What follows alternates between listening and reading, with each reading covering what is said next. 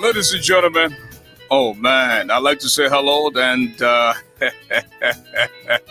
welcome to a fresh, brand new edition of the program ASHFORD GARLEY Live on BRIDGERADIO Africa. And folks, today is Tuesday, the 29th of December.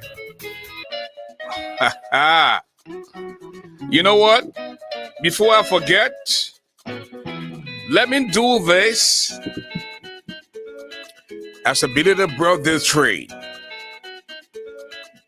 for the wife of my big brother.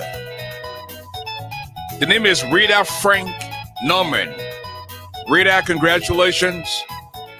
Yesterday was your birthday. We are Capricorns, and you know how we treat people, right?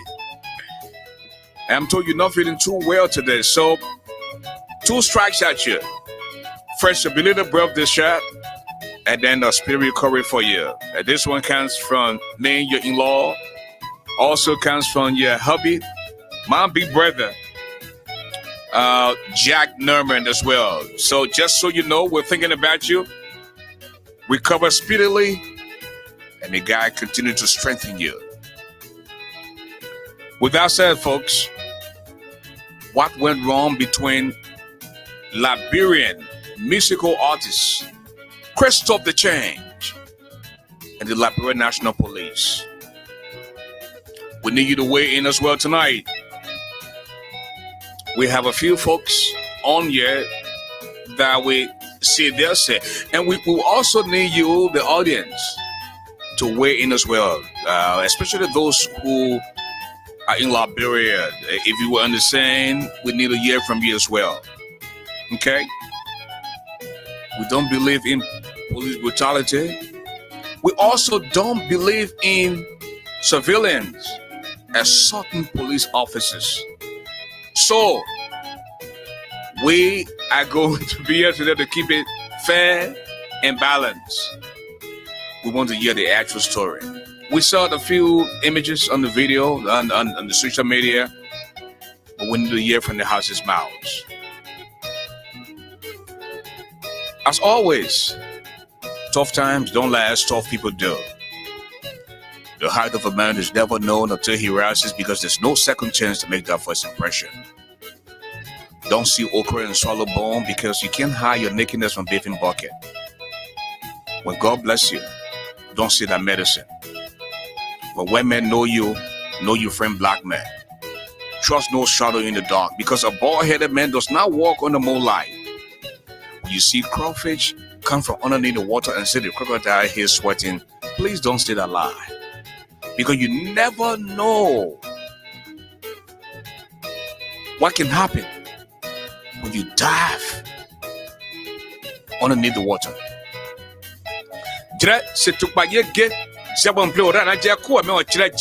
Ye wure no muzo ni wonje ma double to dry adi wapo do wen chenzoni atogwe aponyu so azuo mo jimi anjire won klo ya do ebo ye ki apa ka ki o jawuri pan basi jonplo se kon wuri aye pele ya gbe eriaku e gwe play the medicine of the microphone, the golden voice of Liberia, the broadcast commissioner, ASHFORD the Giant, and now you know me, Garland. Welcome.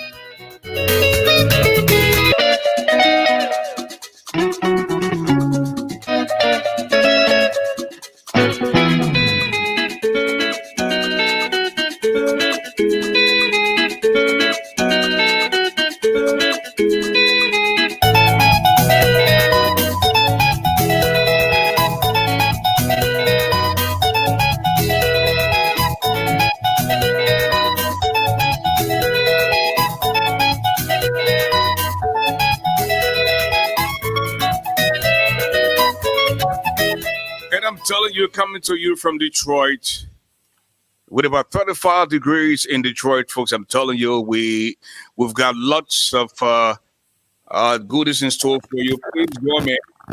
Welcome my co-host, the most eruptible volcano, SHELTON. SHELTON, welcome to the show, bro. We're back again. Another day. Thank God for life. We got to show gratitude and appreciation to our maker, our creator, the one that sustains us each day. And as we come down to the end of the year, I'm anticipating my birthday coming Friday.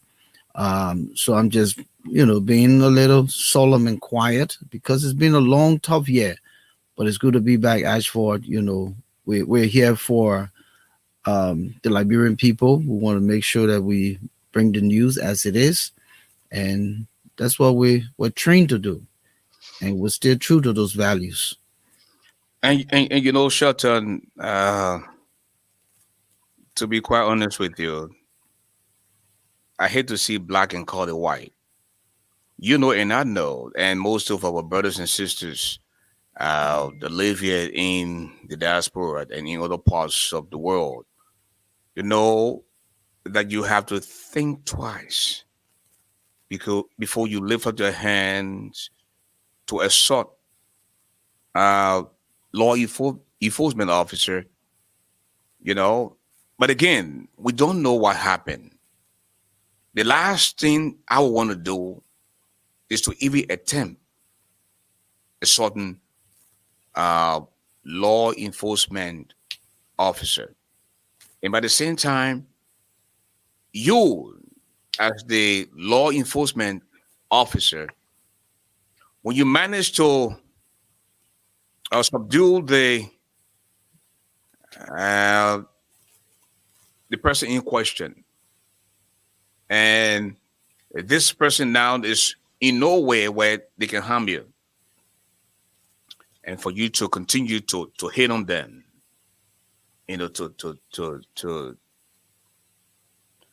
to hit them in a way where they can't respond. Because if I'm handcuffed, that from the back, I got my both hands behind me.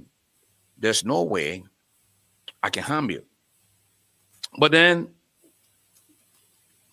people who are trained when it comes to security, why it is true that your hands are behind you and you're in handcuffed, you have to show some type of restriction or stability. You can't be attempting to fight because these people were trained to say if that person tries to resist arrest or try to fight you back, you should apply the force that would make them not to do so. So again, we over here, our responsibility is to just talk about this, and those who are close with the authority will come and speak to this. How do you respond, Shelton, before we bring in our special guests? Well, you said it all. I mean, come to think about it, we're in a society where uh, before you raise your hand at the police officers, you have to think twice because these guys are fully dressed, they are armed, they're almost always ready to act. They're backups, they're quick to call for, in the case of Liberia, many of our police officers are not armed. So they may have baton and handcuffs, and that's about it. So it puts the public, or gives the public the edge when it comes to assaulting the police officer. Mainly, come to think about it, in Liberia, I've seen videos and stuff where police officers have been assaulted in places in Africa, and the police officer can't fight back. Uh, in a sense, if he had the arm to like threaten that person, so they're picking up rock off the ground, and throwing it at each other. Um, but again, you said that we don't know the true story, even though I saw snippets of the videos where the young man, apologized and he was contrite, and the police officer also decided that he will forgive him. But there could be more to the story. Unfortunately, this is Liberia, and every time something comes up, people run with it like wildfire. So I think it would be better that we go down to the bottom of it to understand what really transpired between Christoph, the change, and that police officer that is now trending on social media. I don't know if we missed out on something because I listened to the president of the Musician Union of Liberia, Hmm. and he said he was not going to dive into as to who's wrong or who's right. Mm-hmm. To put it behind them, and Krista, not saying much, came humbly and said, you know what? Yes, I did what I had to do because I'm going through some personal stuff, And to this point, that's what we know. But what led to the police getting involved? There's one big question that we still need to ask, and we need some answers. Yeah, was he displaying, reckless behavior Right. in his community? Even though he said he's going through some personal issues, he talked about breakups with his girlfriends. Was he acting disorderly? That the police tried to intervene and he assaulted a police officer, and then it went from 0 to 100. Right. Yeah, something must have happened to have uh, between the two for this to have happened. Well, a lot of folks uh, may have heard the name Christoph the Change for the first time, like yesterday or today. I think it will be unfair that we played a snippets of just a little bit of the voice of Christoph as to how this gentleman sounds before we can bring in our special guests.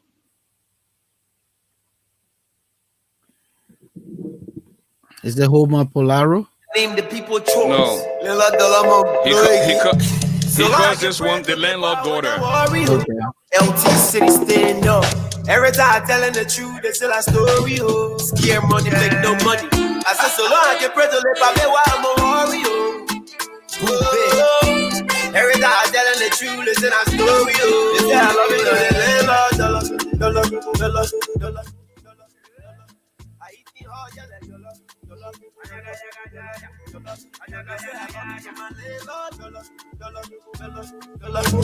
it, dollar.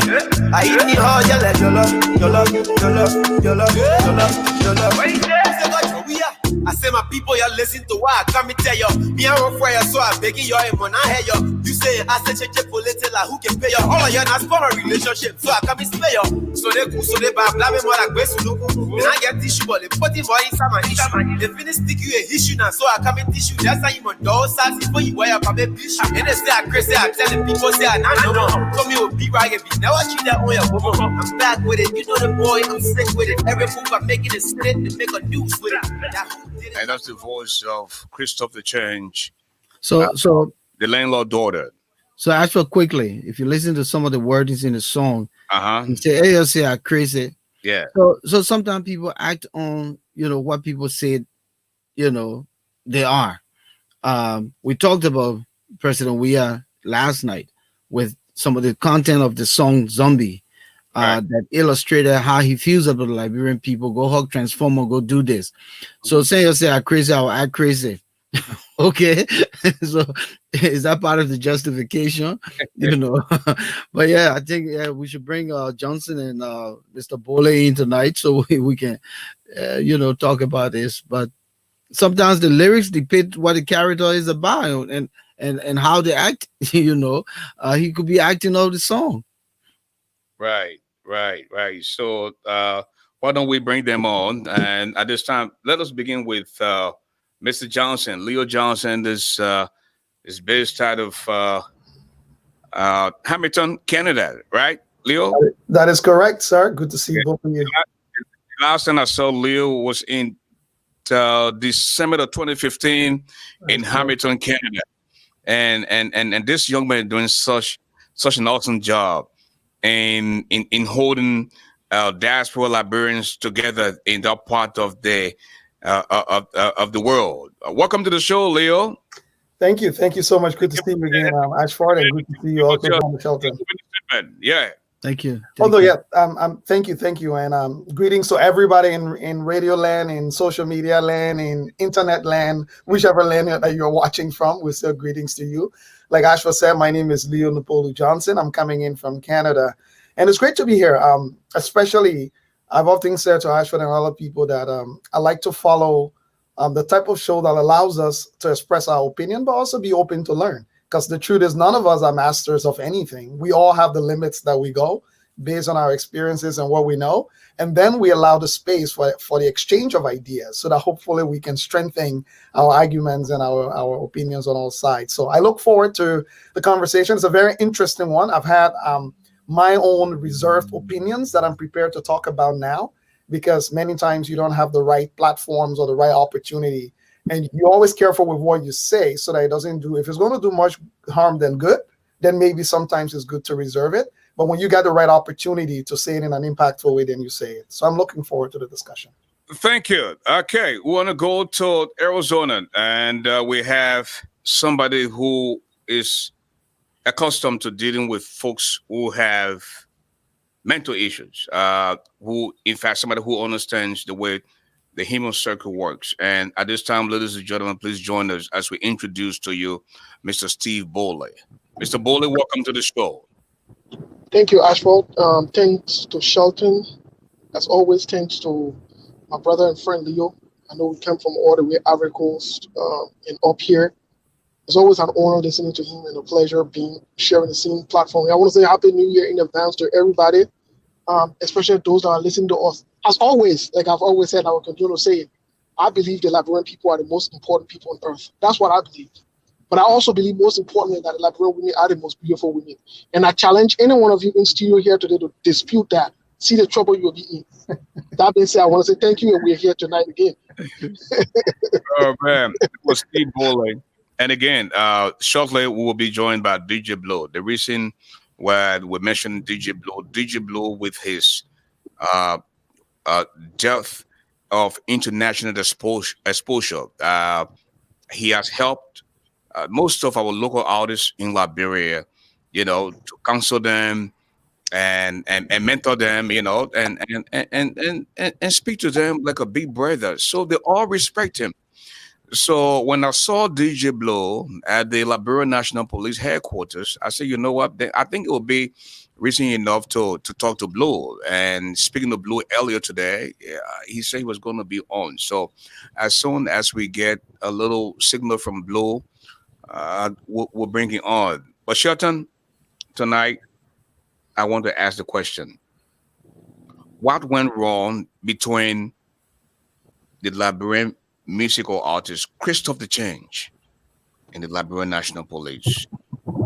I want to begin with you, Shelton, and then Leo and Steve, based on what you know, can come and fill us in as well. Well, honestly, I mean, I would believe that all four of us here don't know much when it comes to the nitty-gritty of what could have happened.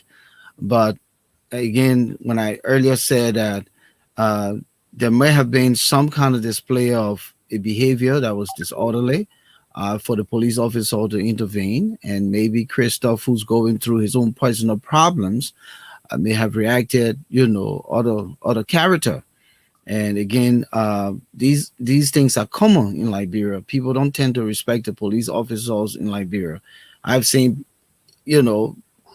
police officers get collared, jacked up, right in the street, as though they're the ones who's supposed to be the victim of assault, even if they went in to intervene. And so sometimes they too can become hostile, and the way to approach things. And lately, the police officers in Liberia have been ruthless. You can see from some of the footages that come out of Liberia regarding riots and, little public disturbance and so forth. But hopefully DJ Blue can come here tonight to tell us, because he was right there. He may have known much.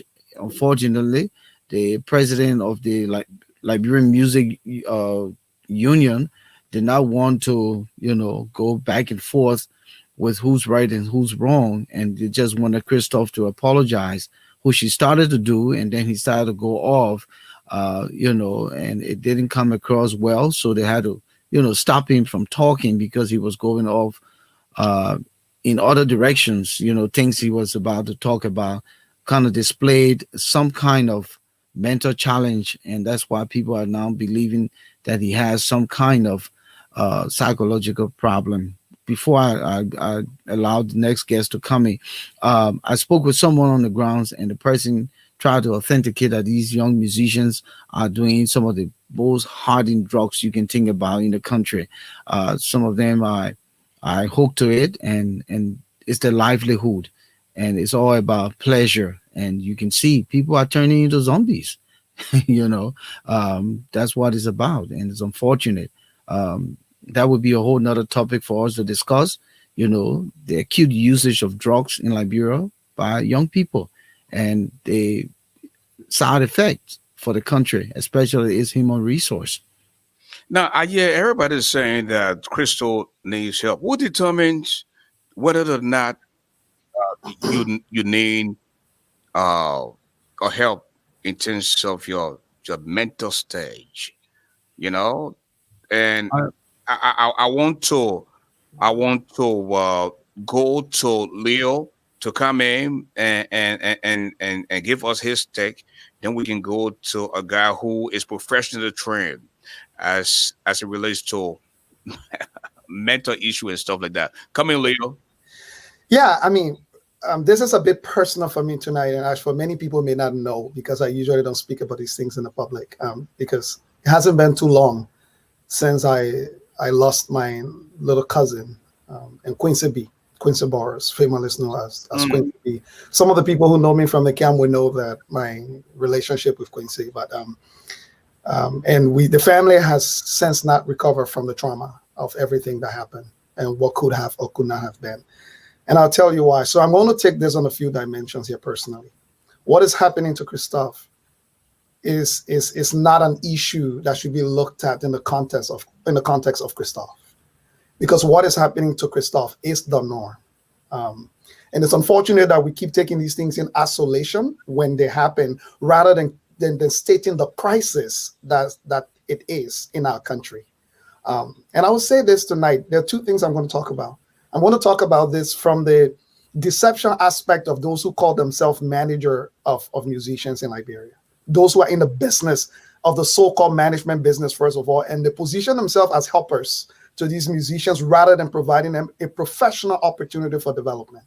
If you look at the job description of a manager, your job description is to be a guardian and help this person build a career, providing them the practical pathways. Many a times when any of these kids are discovered, or young people, let me not call them kids, young people are discovered with talents, the first thing they do is they leave they walk out of their parents' home.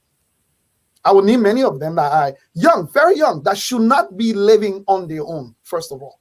And these managers, or people who call themselves managers, sit there and start to treat these young people who have sometimes zero experience as if they're adults who've been in the music business for the last 50 years.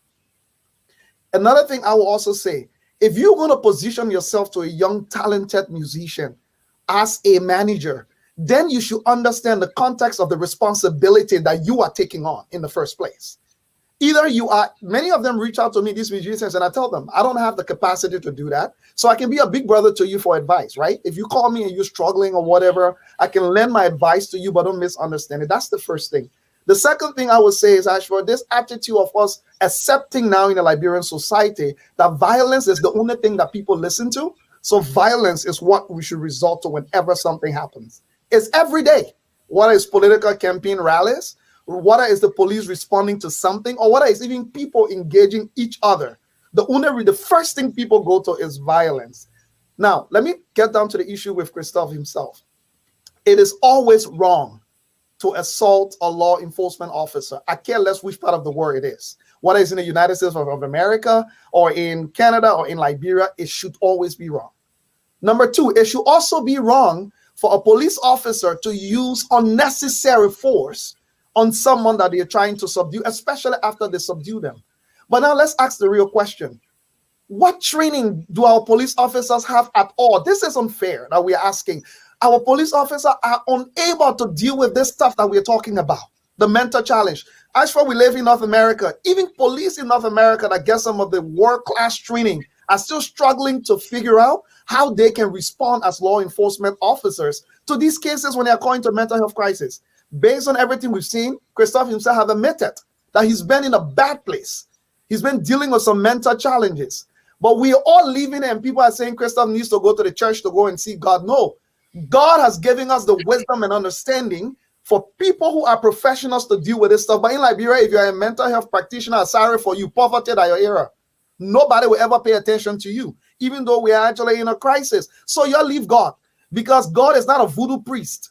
God has given us the practical abilities for us to focus on these things, and we decided to neglect it. So for me, Ashford, I would say the bigger question here is not really what happened between CHRISTOPH and the police officer, but why are we intentionally neglecting and ignoring the overwhelming crisis that is drug abuse, drug addiction, and mental health challenges in Liberia that we are now seeing descending to our young, brilliant talents that should be leading the way for the country?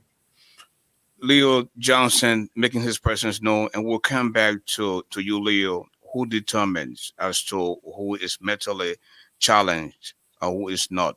Let us go to Steve Bolay, who joins us from Arizona. Steve, someone gets up and say, Ashford Garley needs help because he's doing things out of the norm. We went through a civil war in Liberia that lasted 14 years.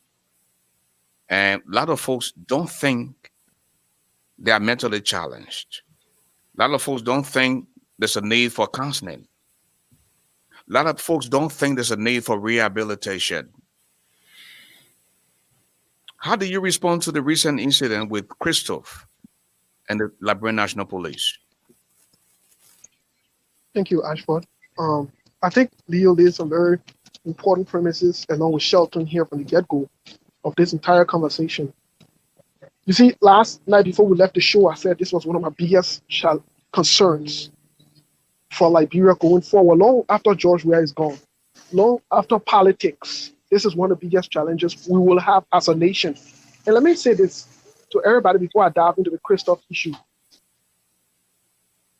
This cannot be politicized. And again, on this platform, I want to say have my sympathy to Leo and his entire family. I remember the issue of his little brother when that occurred. That was very troubling. That was an awakening call for some of us who understand the nature of what happened. And I want to agree with him again that Jesus is not coming to save us from it. Let's stop that foolishness in Liberia. Liberians need to wake up. And we see the impact of this. We see the impact of this epidemic, even in the great United States where we are now. I give you a typical example before I dive into that. There is no Liberian gathering. I don't want to say other gatherings. There is no Liberian gathering that you go to without people holding red cups and drinking. It's like a competition between the women and the men, the young people and the older people. They are drinking 24/7. They are smoking 24/7. 24/7.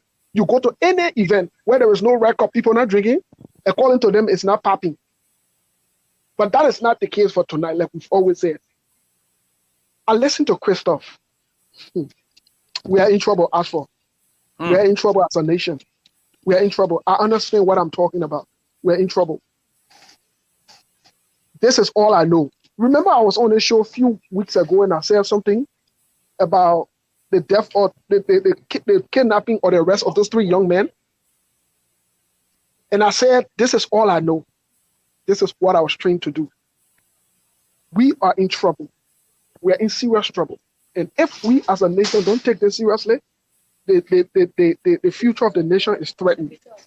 CHRISTOPH has a problem. Let me say it to everybody. CHRISTOPH has a problem. As a matter of fact, let's go back a little bit. This is not a person acting out. No, Steve. Before you go back, you mentioned the 3 missing young men, and you said something. People are still asking us about what happened to the 3 missing young men. You said something, so you can't just listen and push past it and brush over. You complete that thought, then you can move on to what you want to say.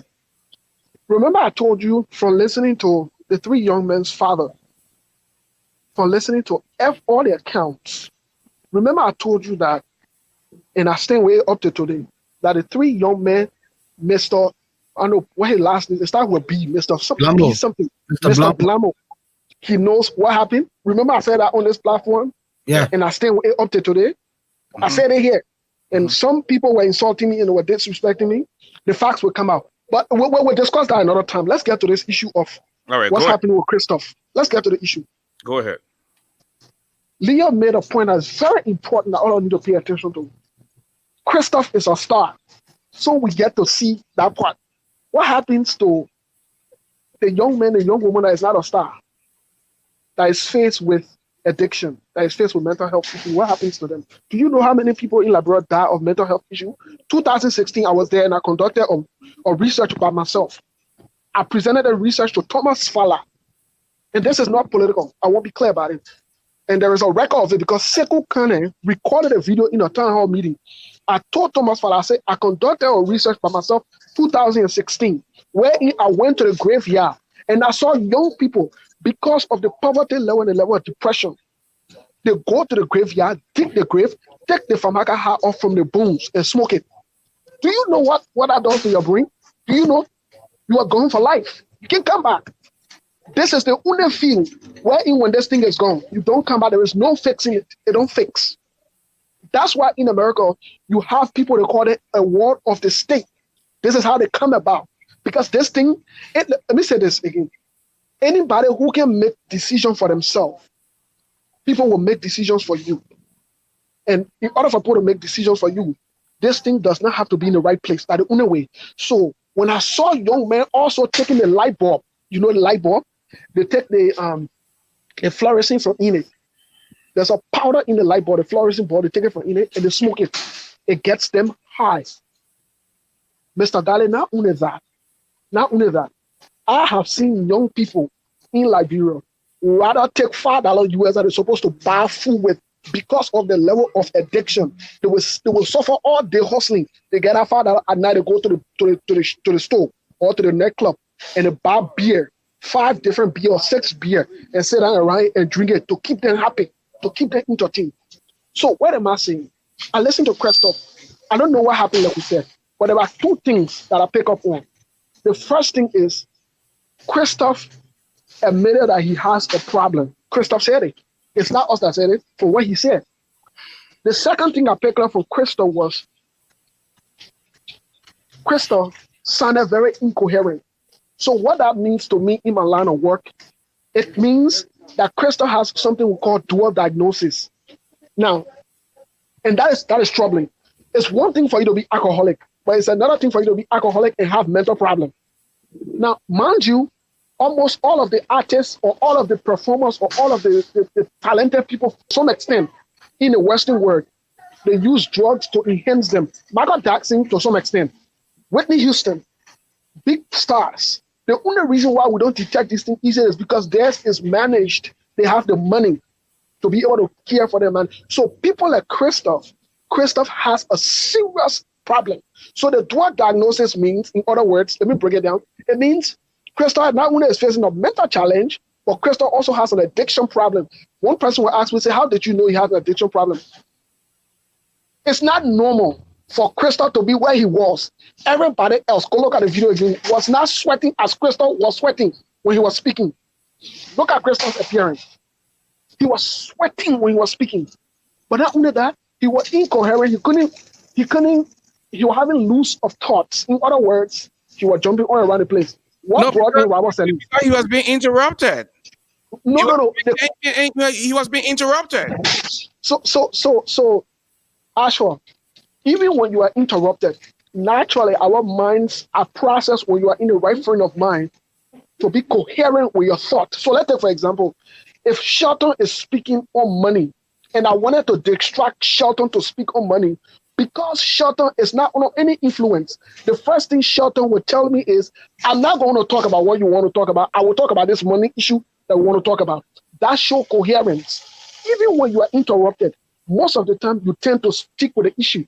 This is how we know that you are coherent to some extent. At that time, we don't even know whether Crystal is well. Exactly. This is a man who was allegedly tampered with by the police. So he assaulted the police officer, and he's in a position where we don't know whether he's suffering from internal bleeding, right? You know, and I resolve what he did to the police officer. I'm told he was beaten as well. Even with Christoph being handcuffed from the back, I'm told he was also being manhandled by the police. So, I mean, this is a man who had just went through this stuff, and he's trying to tell you, say, listen, I did some things. I am in this because the police didn't do nothing to me. But I am traumatized. My mother just died. I don't have money. My 2 girlfriends left me. The 2 of them are still here. What are they doing here? I am involved in this and involved in that. So some of these things, based on the reaction for what happened, might have impact. Yeah, but agree. I think what Steve is talking about has to do with, he starts with an apology, then he goes on to George Weah being his father, then he goes on to Robert Selly being his lover, and if you saw Robert Selly again, you're gonna kiss him. So Exactly. there are 3 different things happening here. Yeah, but that's to say, Steve. But, you are saying that because this is what people said about me. Yeah, but it got nothing to do with that issue right there at that moment. Yeah, but even just to say that, Ashford, we are also, besides even the drug abuse, we are also not even looking at the side of being misguided as young people in Liberia, right? The people who advise and lead these people. Ashford, if I am a star and I have a proper manager, right, who's managing my affairs, the first thing, there are certain places you will not find me. But to Steve, I will not be to certain places because my manager will know that, first of all, your well-being is my paycheck and everything, and your well-being is important to me. I need to make sure you are where you should be. But to Steve's point about the issue of drug addiction, it is very clear. To a large extent, even the young man admitted it. Christoph admitted that he's been depressed. He's been going, and you can see the demeanor when he was with a DJ Blue, when he gave that brief interview with a DJ Blue. You can see he was more cool, calm, and collective, compared and more coherent, speaking that made sense compared to earlier on when we saw the other video where he was like on a super high. And now maybe the policemen have beating, that is fine, but he was definitely incoherent. I agree with Steve on that 100%. He was not coherent. Right now, you just interrupted Steve. It did not stop Steve from continuing with his train of thought, even though you interjected something, because Steve is coherent. So I actually agree with that. And I think one of the things that are going on here, these guys are not using high-end drugs. Look at some of the things we're talking about here. Formaldehyde, fluorescence from the light bulb. And those things that those guys bringing from West African countries. I'm not going to be specific here because, but there are a lot of drugs coming in from our neighbors, and they are substandard, and that's not helping. Are you saying the usage of high-end drugs will control their attitude? Well, we talked about Michael Jackson. We talked about the other, high-end user and the artists. If they're using high-end drug, it's just like alcohol. There are certain brand of alcohol. If you go high-end, it is better than when you go low-end. But you can't drink any kind of alcohol. Yeah, but even to another point here, Ashford, right? What do we expect young people in Liberia to do? There is no alternative. They got no help.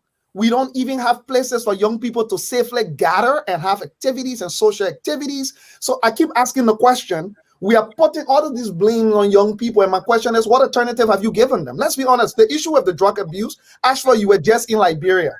Just being alive every day in Liberia is depressing.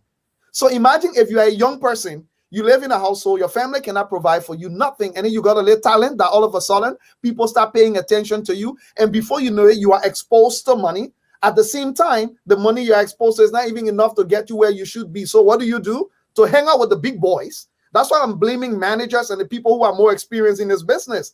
To be able to hang out with the big boys, you got to be able to get access to the kind of stuff that the big boys do. Going out late at night, being alcoholic, drinking all kinds of alcohol, taking all kinds of drugs. It's the game. I haven't gone to any private event in Liberia where they have this private event in these places. You go there, you don't see, God knows what they're smoking, different types of them. So again, I keep saying, what is the alternative for young people? It doesn't exist. So the only choice they got to deal with their depressions and stress or whatever is to find whatever they can do to distract themselves and destroy their brain for the period of time. So how do we fix this? But Ashford, how do we fix this when we have entertainment center? I've seen nowhere in the world that has entertainment center than Liberia. From RIA, when you're driving along the highway, those places are supposed to be residential. They're all boom, boom, boom, boom, boom, boom, boom. That's all you can hear along the way in your community, next to your house. Everywhere is a drinking spot. Every Liberian man does business. The first thing, I won't do my drinks. I won't sell my drinks. I think Steve.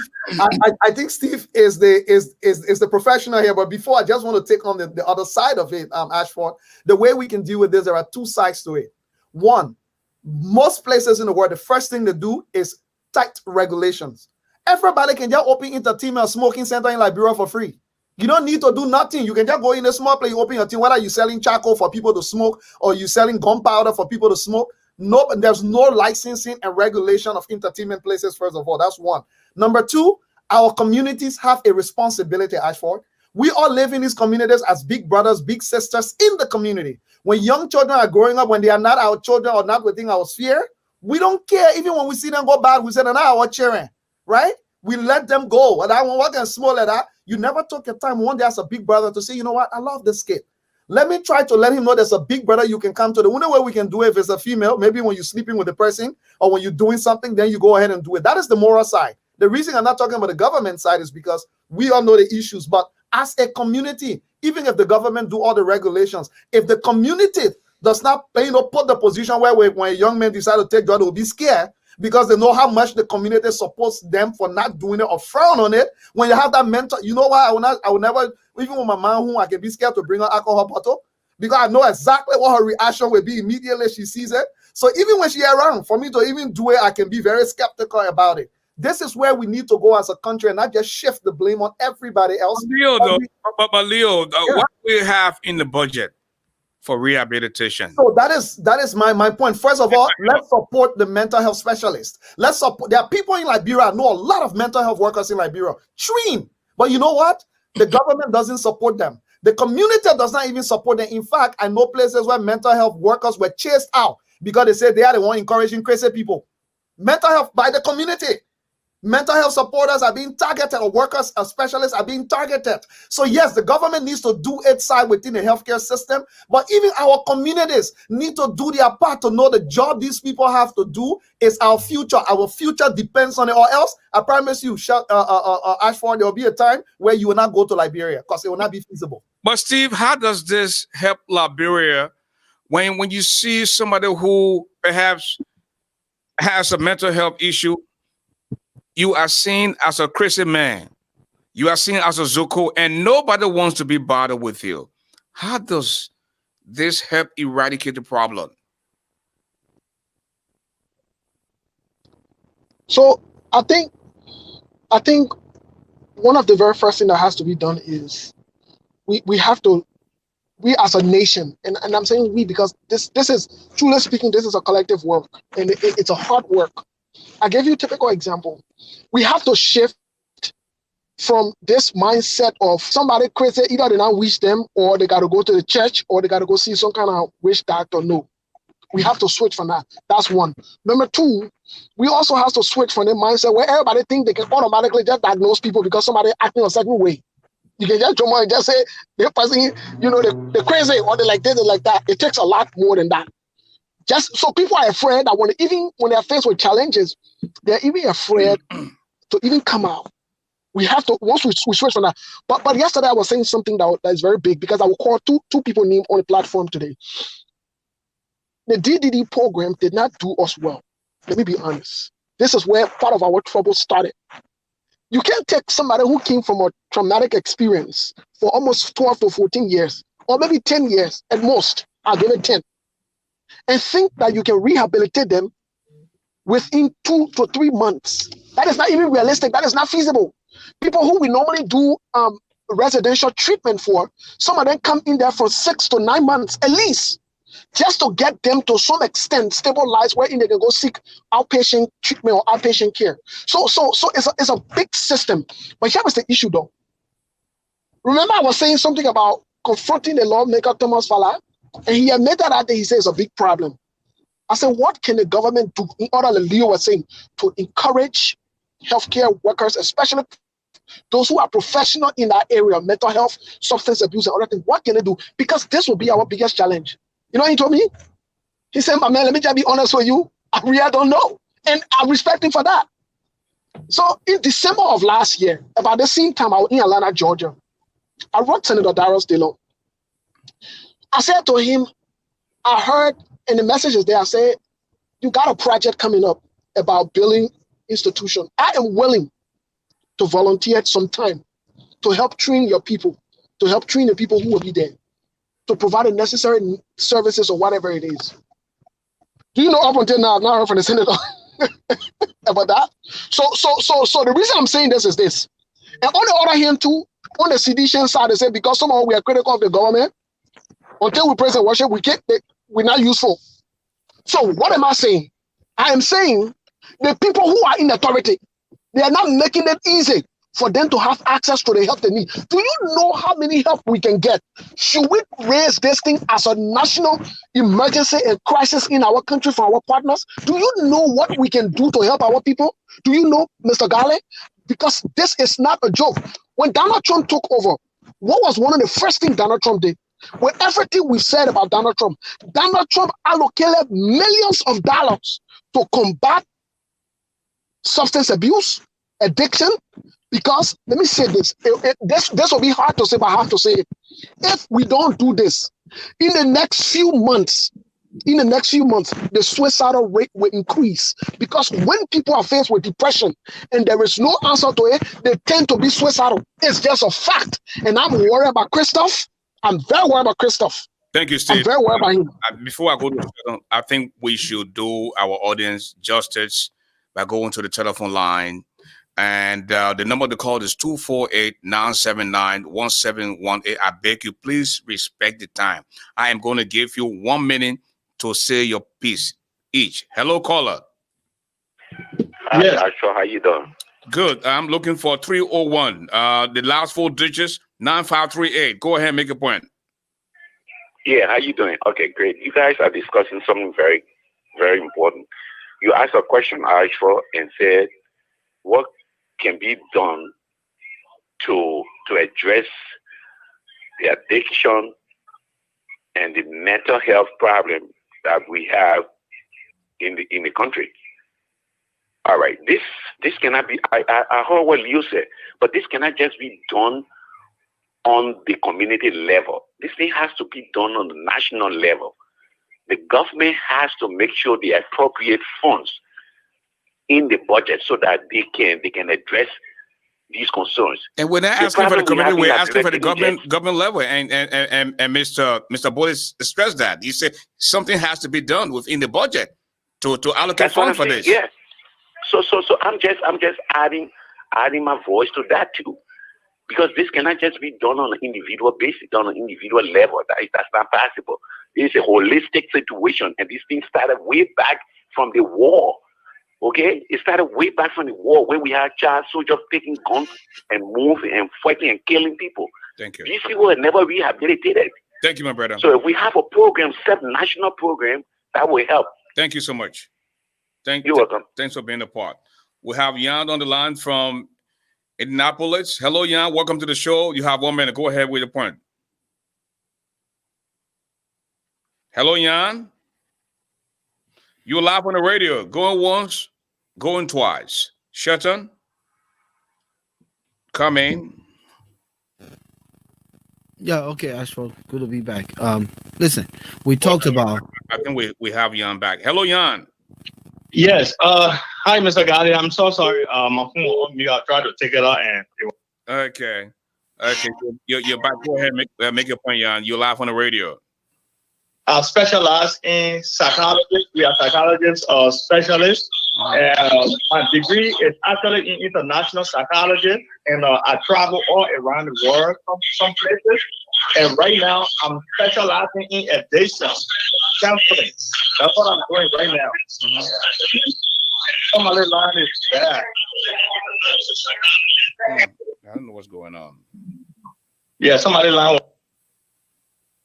Okay, go ahead, Jan.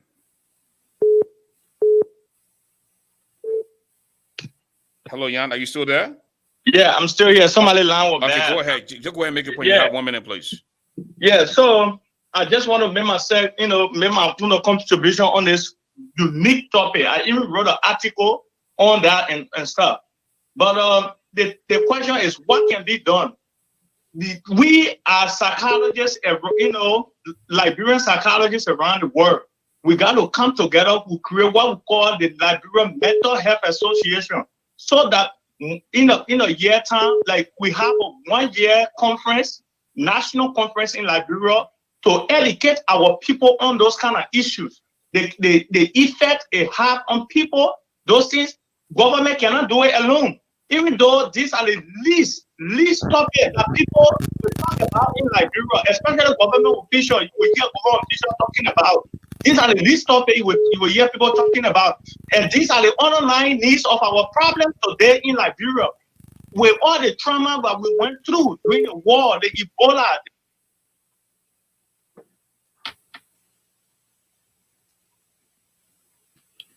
the underlying need of our problem. If it's not targeted, we'll continue to face the problem we are in today.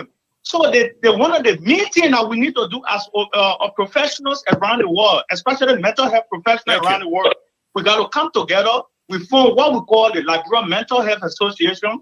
We have annual conference where we invite people around the world to go and teach our people how to deal with those kind of problems. Thank you.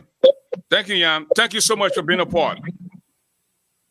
Okay, I think he makes a salient point. We have a 215 number, the last 4 digits, 8190. Please tell us your name. Good evening, Asper. You're live on the radio. Please tell us your name.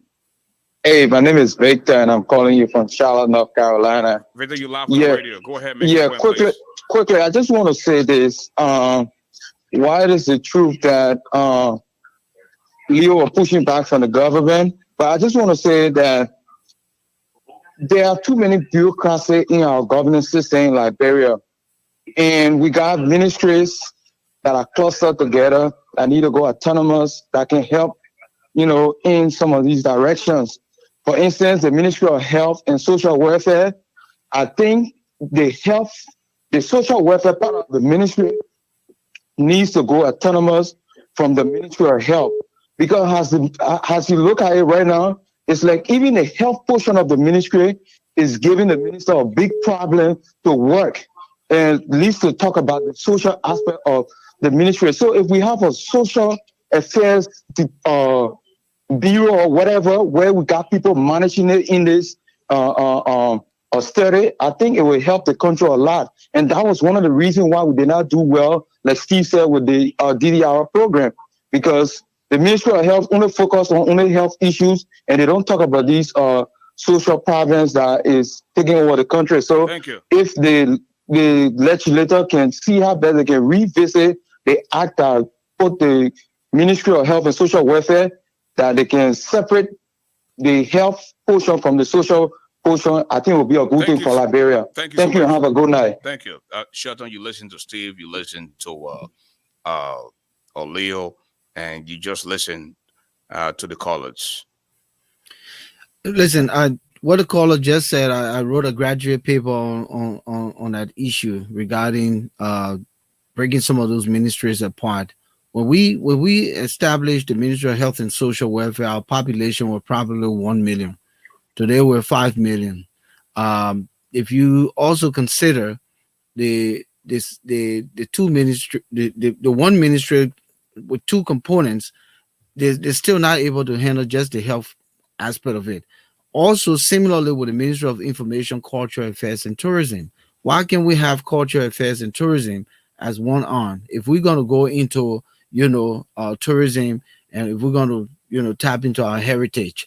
So, yes, it's important that we begin to rethink as our population have grown, and with the current situation in the country regarding our young people. Actually, we grew up in a time we had some of our men in smoking weed, we had some of our men in drinking, we had some of our men in grenade ball, but it was not palpable. It was not this acute at the national level, and it's all because the generation between 1990 to now, 30 years, this is the generation that's struggling.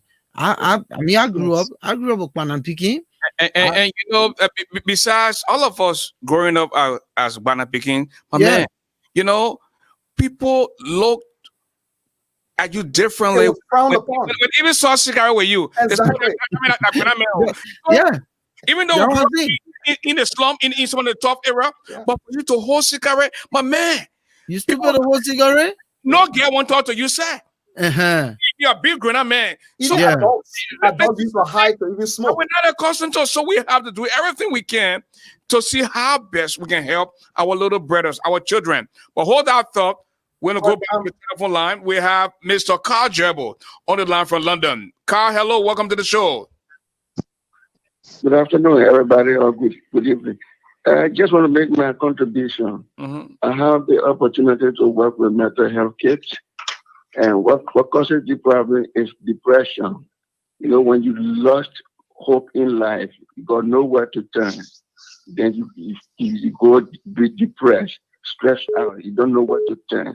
Remember during our 15-year civil war, you get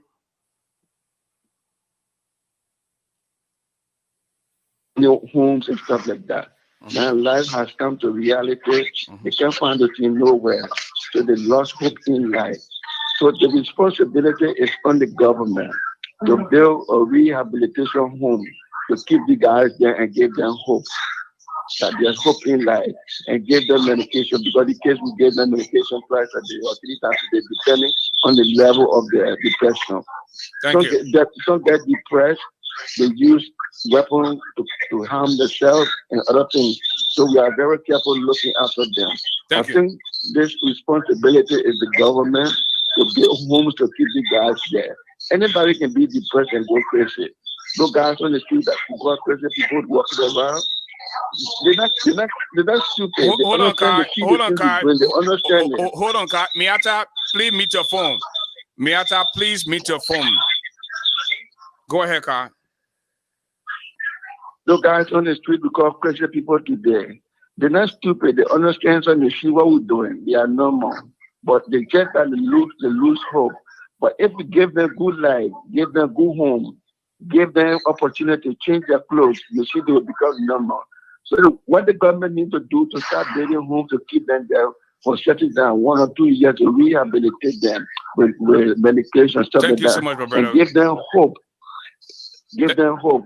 Thank you. While they're there in the mental home, they can go to career school, learn how to do carpentry, learn how to do electrician, stuff like that, and they'll become normal people. So it is the responsibility of the government to set a budget. Thank you for your contribution. UK here, we call the healthcare system the NHS. It got the highest budget because young people go into depression very quick.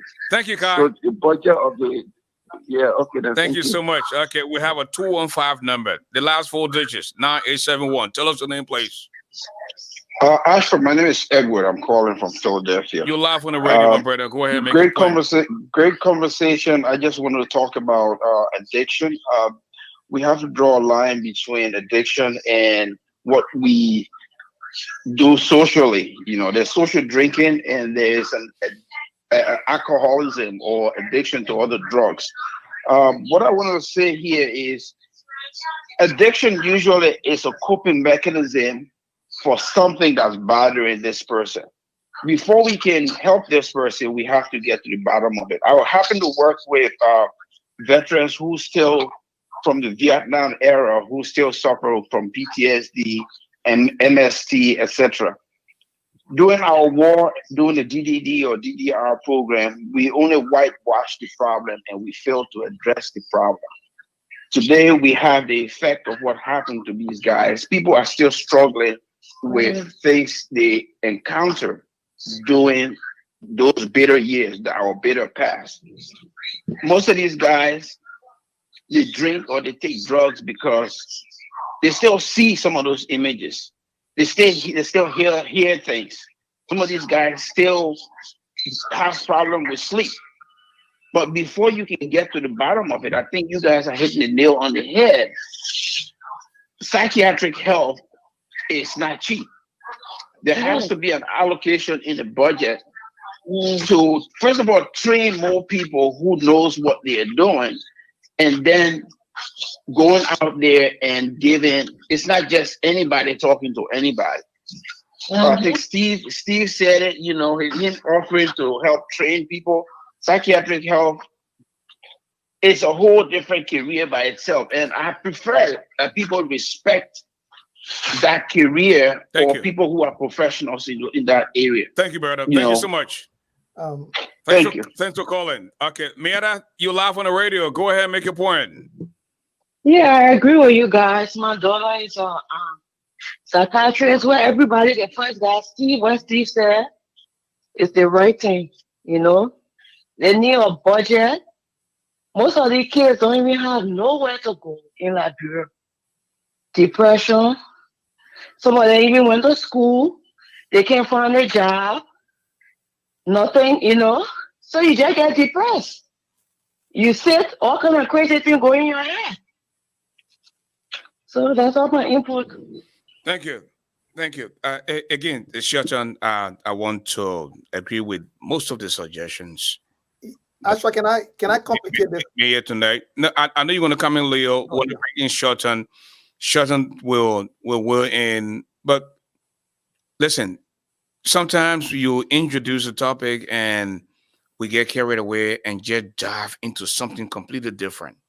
We're talking about a police officer being assaulted here. Okay, whether it is okay for the civilian to assault a police officer in the real world, this boy would have been killed. I saw a police officer that was very forgiving. I saw a police officer when they brought Ned down and said, "I'm sorry," and he held his back. You know, when somebody, bow down and say, "I'm sorry," and you put your hand on the back of me, you forgive them. On the other side, this man did something, and even he went further to confess and say, "You know what? Yes, I did this because I'm going through some things." But at this point, this boy was subdued, hands behind his back, and I'm told he was continuously hate. Excessive force is that what we'll call it? But at the end of the day, the musician union, we had a few professional media practitioners there, and they say, "You know what? Let bygone be bygone." This let bygone be bygone without going to the root cause as to how to avoid these things will continue to harm our country. Shelton? So, people continue to say the police abuse him too and blah, blah, blah. But if CHRISTPOPH was the first to hit the police officer, then, of course, that opened the Pandora box. And even with the fact that he was subdued, he had hit one of the fraternal brothers. So you can imagine. You see it around you every day. Go right now on, YouTube and pull police videos. Sometimes that's why we must always stay calm. We must always be poised. We must always be collective, no matter the circumstance, as a civilian person. Even though it does not give the police the right tool, but they are in authority. Just like we say we can't fight the government, and if you fight a police officer, you run the risk of being injured, like you said, probably being killed. And so that's why it's so important. But I think the issue here that brought about the whole mental health discussion is because it is the conduit through which all of this took place. He appears to have some kind of problem going on. And again, quickly before I allow the guest to come in, I'm seeing this as a prevalent case for the generation of 1990 to 2020, or you can say 1985 to 2020. Just that population between there, where the whole society, meaning the family, which is a smaller unit in the society, was so broken up, and children had to raise themselves, and all of this is adding to the continued problem.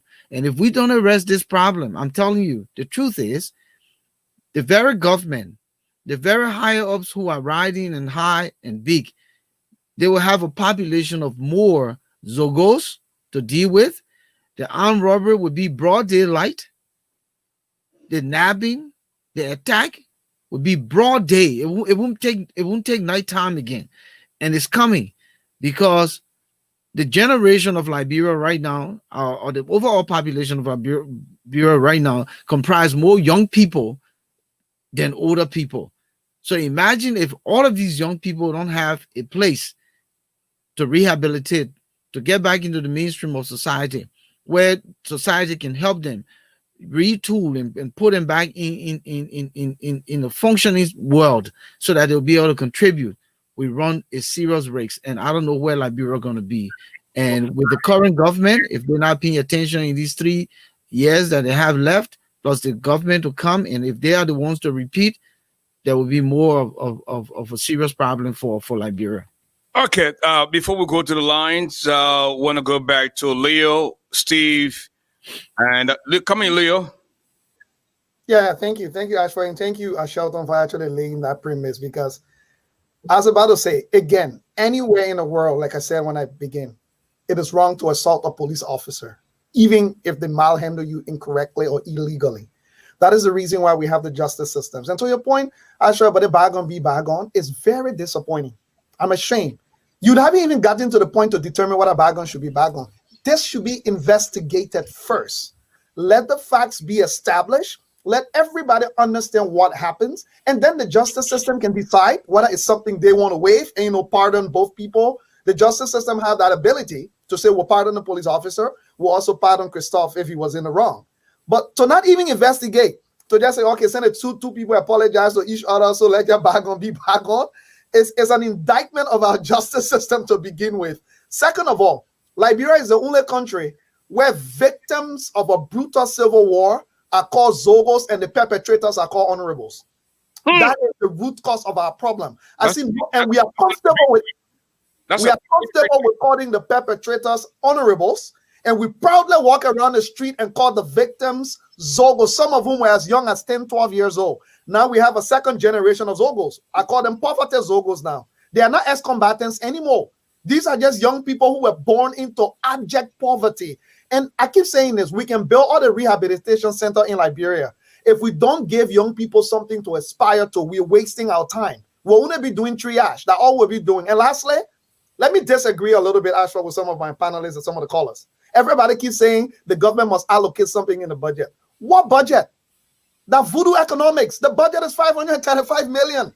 No country in the world has dealt with their mental health crisis by government being the solution. Name me one. Governments usually mobilize the funding. In fact, private foundations put more money into mental health solutions than the government. No government. So when we keep saying the government should make the allocation, I'm asking from where? You take the whole 535 million and put it in a healthcare system, it's a joke. You can't even scratch the surface. Another thing, Ashford, when we talk about what should we do, the churches and the religious institutions, they turn this thing into demon versus Holy Spirit. Somebody's going through a mental health crisis. Why are our churches not building mental health centers? Do they need government permission from that? If I were to advise people, every church or religious institution in Liberia should have a mental health unit attached to it. Because you know what? When push comes to shove, that where our young people run for Jesus to save them. So after the pastor feeling praying for Jesus to save them, then we should have the professionals do their job for long-term support of this person. My last thing I will say before I go, the person who called for the Mental Health Association, Ashford, please name me one association in Liberia that has worked. I know none. Look, this thing has to be a practical solution. We agree government got their part to play, but government budget of 535 million of voodoo economics you're asking for. There's more money to be mobilized outside of government in the international community if we set ourselves up well than within the government channels. Leo Johnson, thank you so much. Steve Bolay. Well, let me add on to the list that what his name, Shelton, was putting up before I address something that Leo said. And then I will come to the police brutality. There will be the rise of prostitution if we don't take care of this. There will be unwanted children, which evidently will overload the system.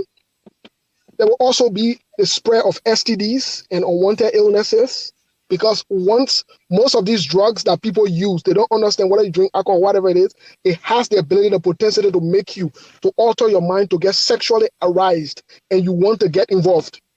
And most times when people are not alert and oriented, they don't look for protection. They just get involved. Also, there will be serious casualties such as accidents and other things. It will increase because people are using drugs. There is no control. I hear people say, when I drink, I can still be alert to drive. It's just a matter of time for you to not be alert anymore. But let me get to something Leo said. I want to respectfully disagree with Leo on the government's role in fundings. I agree with him that the budget is small. I agree. 100% agree with him. 500 million, very small. It has to expand. We have to grow it. That's fine. But most of the insurances that people use to pay for the healthcare services or the mental health services, however you want to term it, the government most of the time pay for it to some extent because private citizens will not be able to pay for the services. And these services are very expensive. Let me be honest with you. Some of them are even more expensive than medical services. Let me say this today. And I challenge anybody. This is why people have state insurance, they have government insurance, and they have some of them have their own private insurances. These insurances are not able to cover the cost to some extent.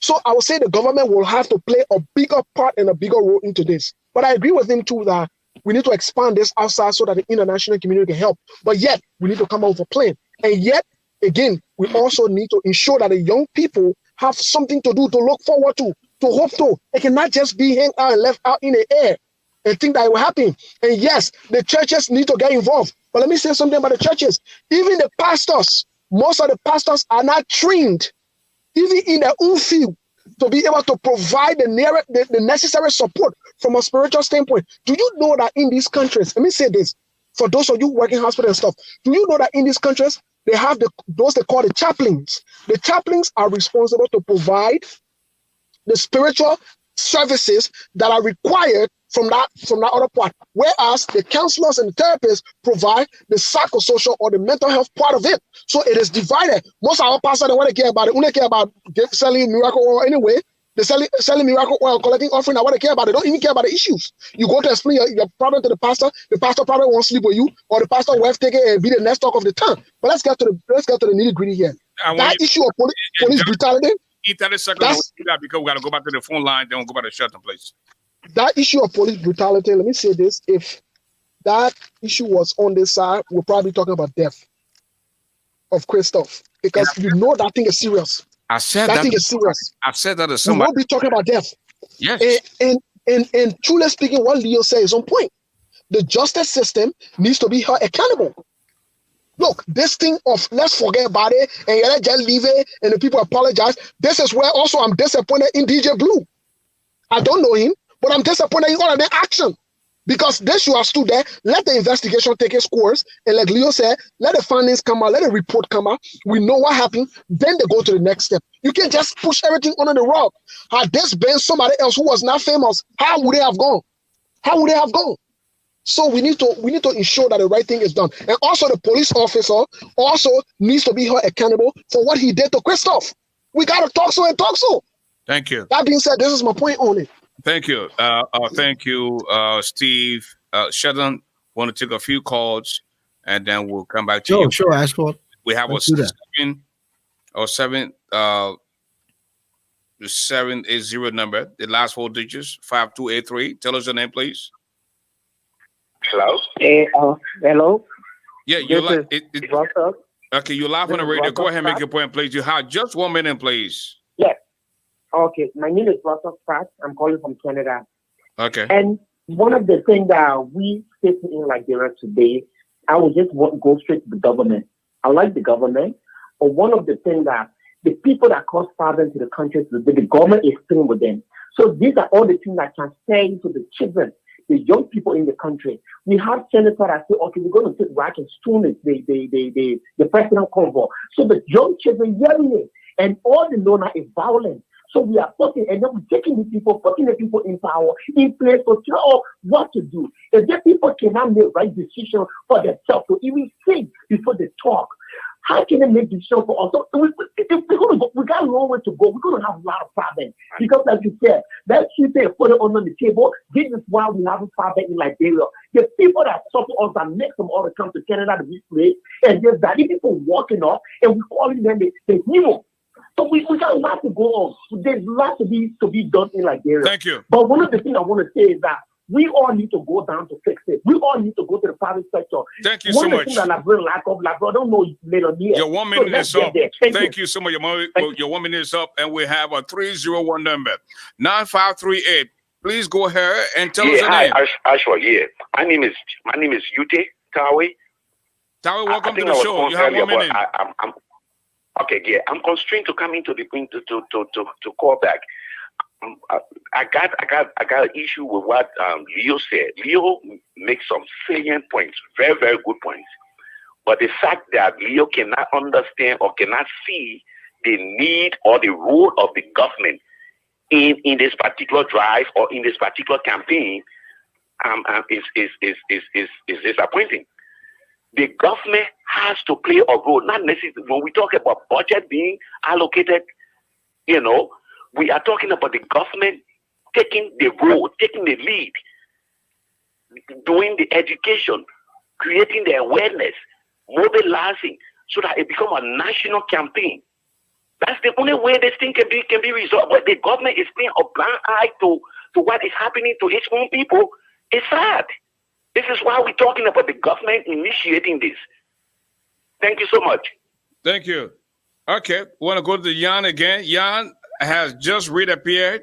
Jan, hello. What do you have to say this time? Yes. Also, thank you for bringing me back on. I disagree with Leo on the mental health association in our country. I was opportune to serve as a consultant with the Middle East Psychological Association in the Middle East in Kuwait 2018. I was very opportune to serve as a consultant.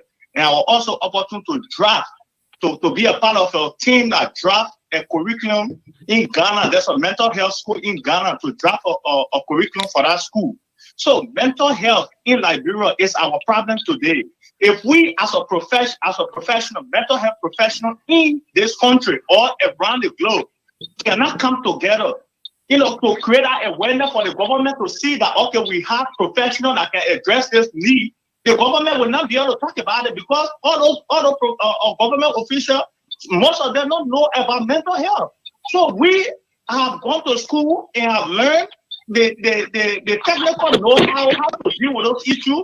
We have to come together and draft a policy and present it to the government. We say, this is our problem. This is the thing that we're going through in this country. These are the things our people are going through. And it got to be addressed. So if we cannot unite to come together, definitely, things will not go, or government will not address those issues because the government gets a lot of issues to deal with, So we, as a professional, we got to come together. Leo, we got to come together on this. We got to come together in the form of mental health association, which will comprise of nurses, doctors, or social workers, psychologists, psychiatrists, all those people to come together. And thank you, Jan. We appreciate you. Thank you so much. Thank you. All right.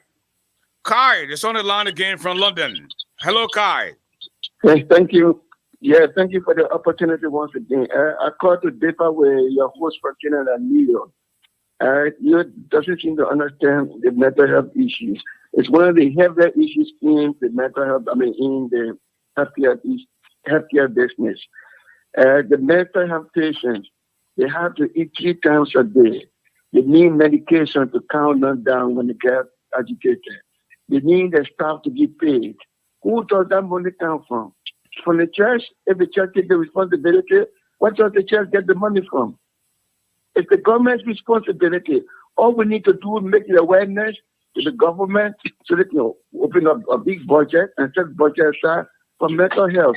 No church, no organization can take care of mental health. It's a big area that needs big funding because the people who take care of the people, they are looked after 24 hours because people sleeping there at night. People go there early in the morning, in the afternoon. They have to be paid. But they're eating 3 times a day, in the morning, in the afternoon, and evening. You have the medication. Medication is expensive these days. So what can I charge? What can I to do all these things? It is the government responsibility. Thank you, Kai. So what we need to do, just thank you, Kai. Thank you so much. so for me to know about it. Thank you. Thank you for. Okay, that was Carl Jabo again from London. And we have a 443 number. The last 4 digits of your number, 4368. Please tell us your name. Yeah, good evening, Mr. Garley. My name is Gift Brown, and I'm calling from Maryland. You live on the radio. Go ahead and make your point, please. Yeah, this is my contribution to this mental health issue in Liberia. Mental health has to be priority for our country to move forward. And so we have to make it a national issue. You see, this is where my problem is with the national issue is that we have people who are already senator, they do not have professional. You know, they just come from the street. I'm sorry for my word, but I'm just saying it. They have no background, anything. You see, the great United States, most of our senators, they are lawyers, they are actors, they are kids, but we don't have that kind of thing everywhere. So what we have to do is to create awareness, the national issue, and there has to be budget allocation because we don't have professional legislators to address this issue. If for the executive branch, it has to be priority number 1 so that we can have a budget. Our legislation, our senators, they're not supposed to be making the kind of money they're making. They're supposed to work as a sacrificial lamb, allocate money in the budget instead of worrying about the pay, taking 50,000, all that kind of stuff. They should be paying nobody 2,500. Let that money go into national mental capacity to rebuild this country. This is my contribution. If we don't do so, we are in trouble. We are in our 60s. Liberian population is younger. They are 40 and below with no job, no education, no nothing. They are depressed. Thank you. So that's my and folks are so passionate about this. And you can't blame them. We want to take one more caller and then we'll come back to you guys. We have Mr. Imade Yato on the line now. Mr. Yato, you're live on the radio. Go ahead and make your point. Good evening. I just want to chime in. Leo is a little bit mistaken. Mental health is a federal and state program. I don't know which state it's in, but in the state of Michigan. He's in Canada. All of the mental health clinics are run by private institutions, but they are fully funded by the state. So in Michigan, most of the state institutions were run by the government. But what we found out was that the government could not run these programs. So the government privatized the mental health industry. What Liberia needs to do, there must be a budgetary allocation to mental health. Our biggest challenge to progress in Liberia is mental health and poverty, which exacerbate the problem. I think, have you noticed, we in the Friends of Dillon have funded the rehabilitation center. That center, just to complete it, will cost about $125,000. And then to just maintain 40 women in that center. So what do? Do you detox them and send them back home? What we intend to do with the Zogo Center that we in the Friends of Dillon is trying to administer is not only detox them, but give them a second chance, a life skill. So you have a mother that is used to drugs, don't have a place to stay. Are you just going to just detox her for 6 months and throw her back in the streets? Our intention is to provide a 1-year residence for her, train her in some skill set, or give her some funding so she can do a market.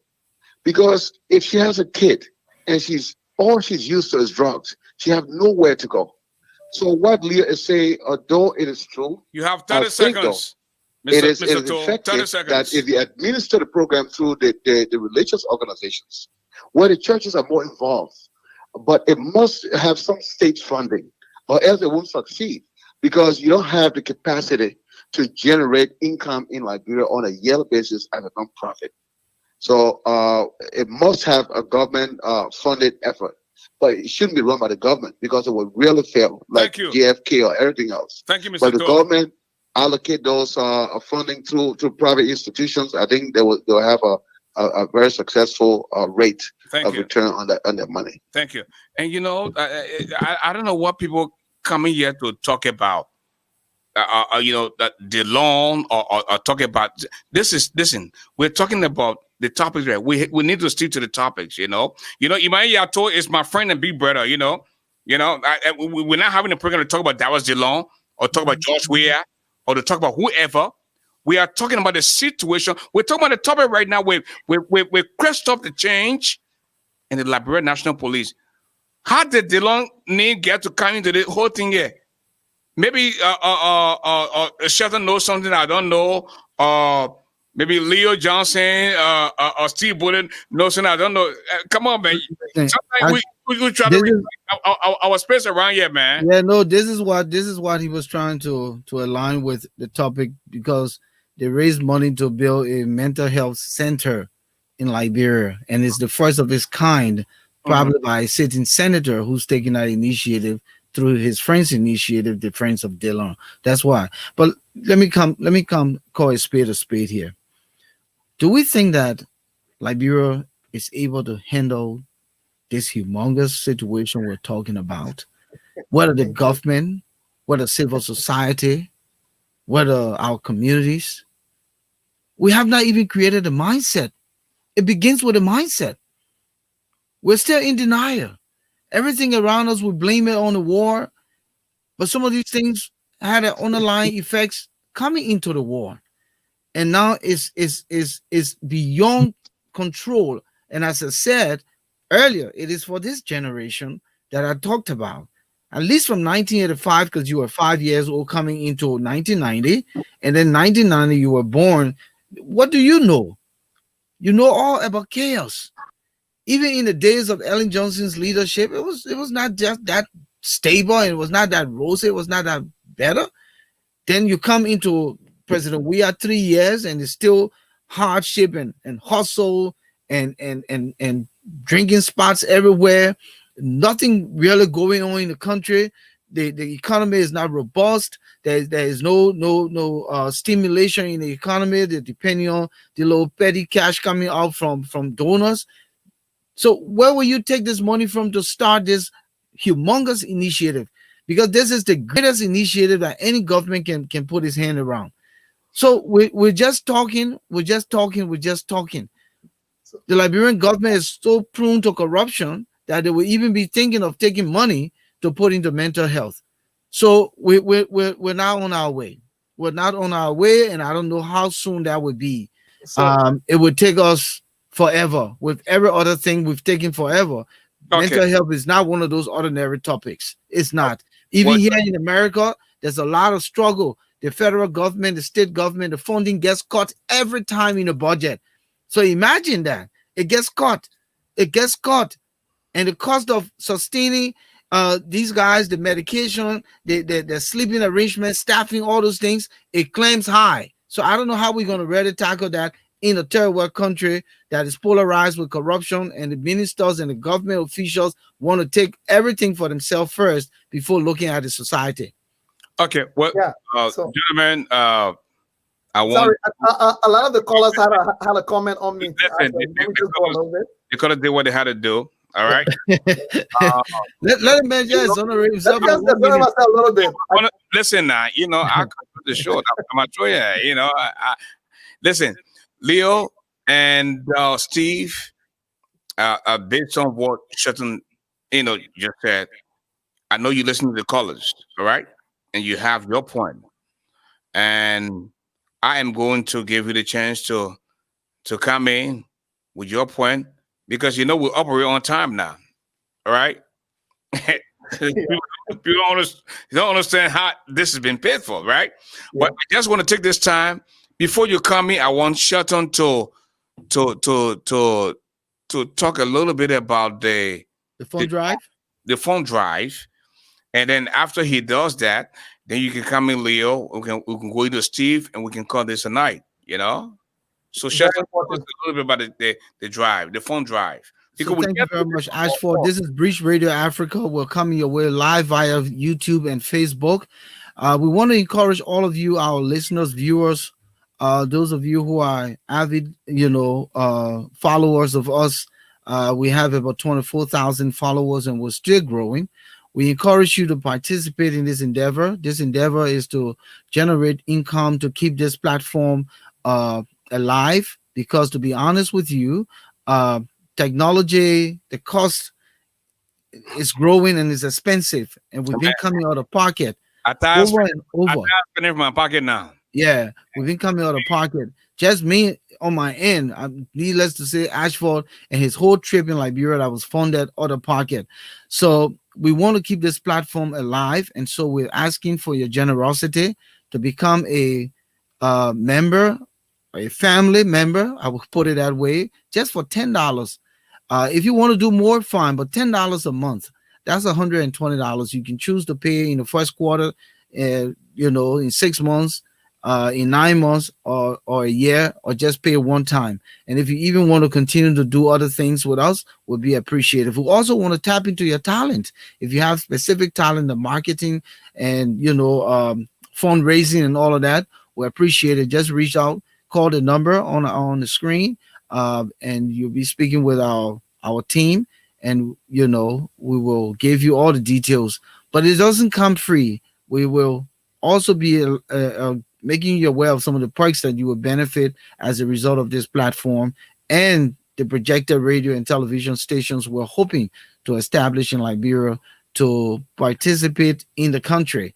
Be a presence there, because what we're talking here, all these topics can be closer to the people, because how many people we believe listening right now? But if we have a real conventional radio and television stations, we can bring the experts in studios.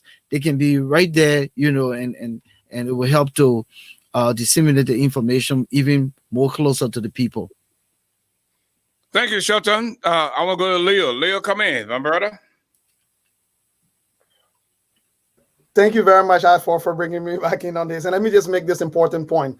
We have almost 2,000 people watching tonight.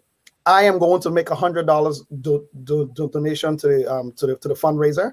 If we get 99 people to join me and just do $100, that's $10,000 right there. Wow! So, thank you for the initiative. Yeah, I will be the first, and I will hope 99 people tonight think about it. And think about it, making $100. You guys are enjoying the discussion. I've been watching the comments. The quality that this show bring, I think you should support it. But let me get to my point here. First of all, in Liberia, everybody knows how to spend money. Nobody knows how to raise it. That's the first problem. Since I'm the fundraiser here, let me dig into this a little bit. In most countries, even in Canada, the largest fund of mental health in this country is the Canadian Mental Health Association. It's a private organization that was set up in 1918 by one doctor who saw this problem. And because he raised the awareness enough, a lot of people pour money in it. Let me tell you this. The Liberian government does not have the expertise, nor the capacity, nor the financial wherewithal. Leo, 1 minute. Yeah. Based on what you just said, I'm going to extend the program to another hour. All right, sir. Thank you. Thank you. The Liberian government does not have the wherewithal, the capacity, the expertise, nor the means. All the people who calling say we should put our heads together in the diaspora. For me, I'm practical. I tell people every day, right? We right in the diaspora. Our children are going in jail in the diaspora for addiction to drugs. It's a new crisis in the Liberian community in the diaspora. Let me not even take it to our children. They're adults. We cannot get our acts together here in North America to support our community. And you're convincing me that we should go to Liberia and lecture the government on what the government's supposed to do. For me, I'm practical, right? I'm not saying the government does not have a role. Don't get me wrong. I agree the government is the arbiter and the people who should play their role. But everybody said the government should allocate budget, but nobody can tell you where the money should come from. The money doesn't exist. So what I am saying to you is this. There is billions of dollars in private foundations that sit on almost some of those boards to provide money. Liberia is a small case. Our whole population are 5 million. We are a small experiment in the grand scheme of things. If we talk about seriously addressing mental health in Liberia, let's be careful how we take Western ideologies to Liberia. Number one, I would say this because there are already traditional ways that have worked in some cases, even detox. I saw a traditional detox done before with herbs that work. Even the way our old people structure life, it may not be scientifically proven, but part of our thought process should be asking ourselves, what are some of the things we already have in our society that we can manipulate that may make sense to people? And then we can add the ones that we don't have that our brothers and sisters are learning in the diaspora or in the West to go. But I can tell you, transplanting a Western mental health system in Liberia, it will fall flat on its face. And let me just close on this, ASHFORD, to say this to everybody. Let's put our money where our mouth is. Everybody said that the government responsibility. Okay, I agree. The government is unable to do it. So what do? We all sit down and keep telling the government that your responsibility. I am practical. I am saying Liberians in the diaspora, let's stop looking only at government. You see in the West here, in the United States, in Canada, The amount of money that sits in private foundations, and most private foundations don't want to give their money to government anyway. USA does the same thing. They don't get, even though it's not a private foundation, they don't give their money to the government. They identify the program and tell the government, say, we'll help you with this piece, but we're not giving you our cash. So Liberians needs to be innovative. It is only innovation that will solve this problem, and not government. Let's start being innovative to say, hey, I can go to Liberia if I'm a mental health professional and have the ability to start a small training program of 5 people, young people, to train them about mental health. I can come here and hustle my way through to find the private foundations and make the case to those foundations, and you will be shocked as to how much money you can raise. But again, if everybody wants to wait for the government to solve the problem, let us keep waiting.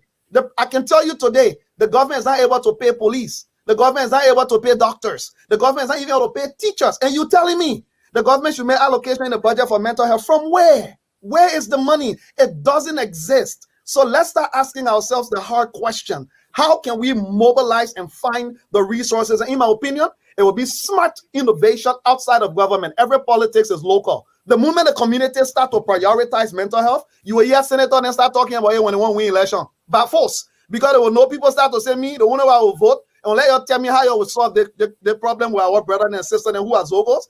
Politicians will be false. They follow public opinion. So in my opinion, everybody who said it disagree with me, you please tell me where the money is for the government to solve this problem. Thank you. That's Leo Johnson. I want to go to Steve Bolay. Steve, listen, the problem of mental health in our country, we can't take it for granted. You know, there are a lot of people who think this is a joke. This is not a joke. I was just in Liberia a little over a week ago, and people that you don't even know, they pretend as if they know you because they're on some type of substance. This is sad for Liberia. This is sad. You know, when you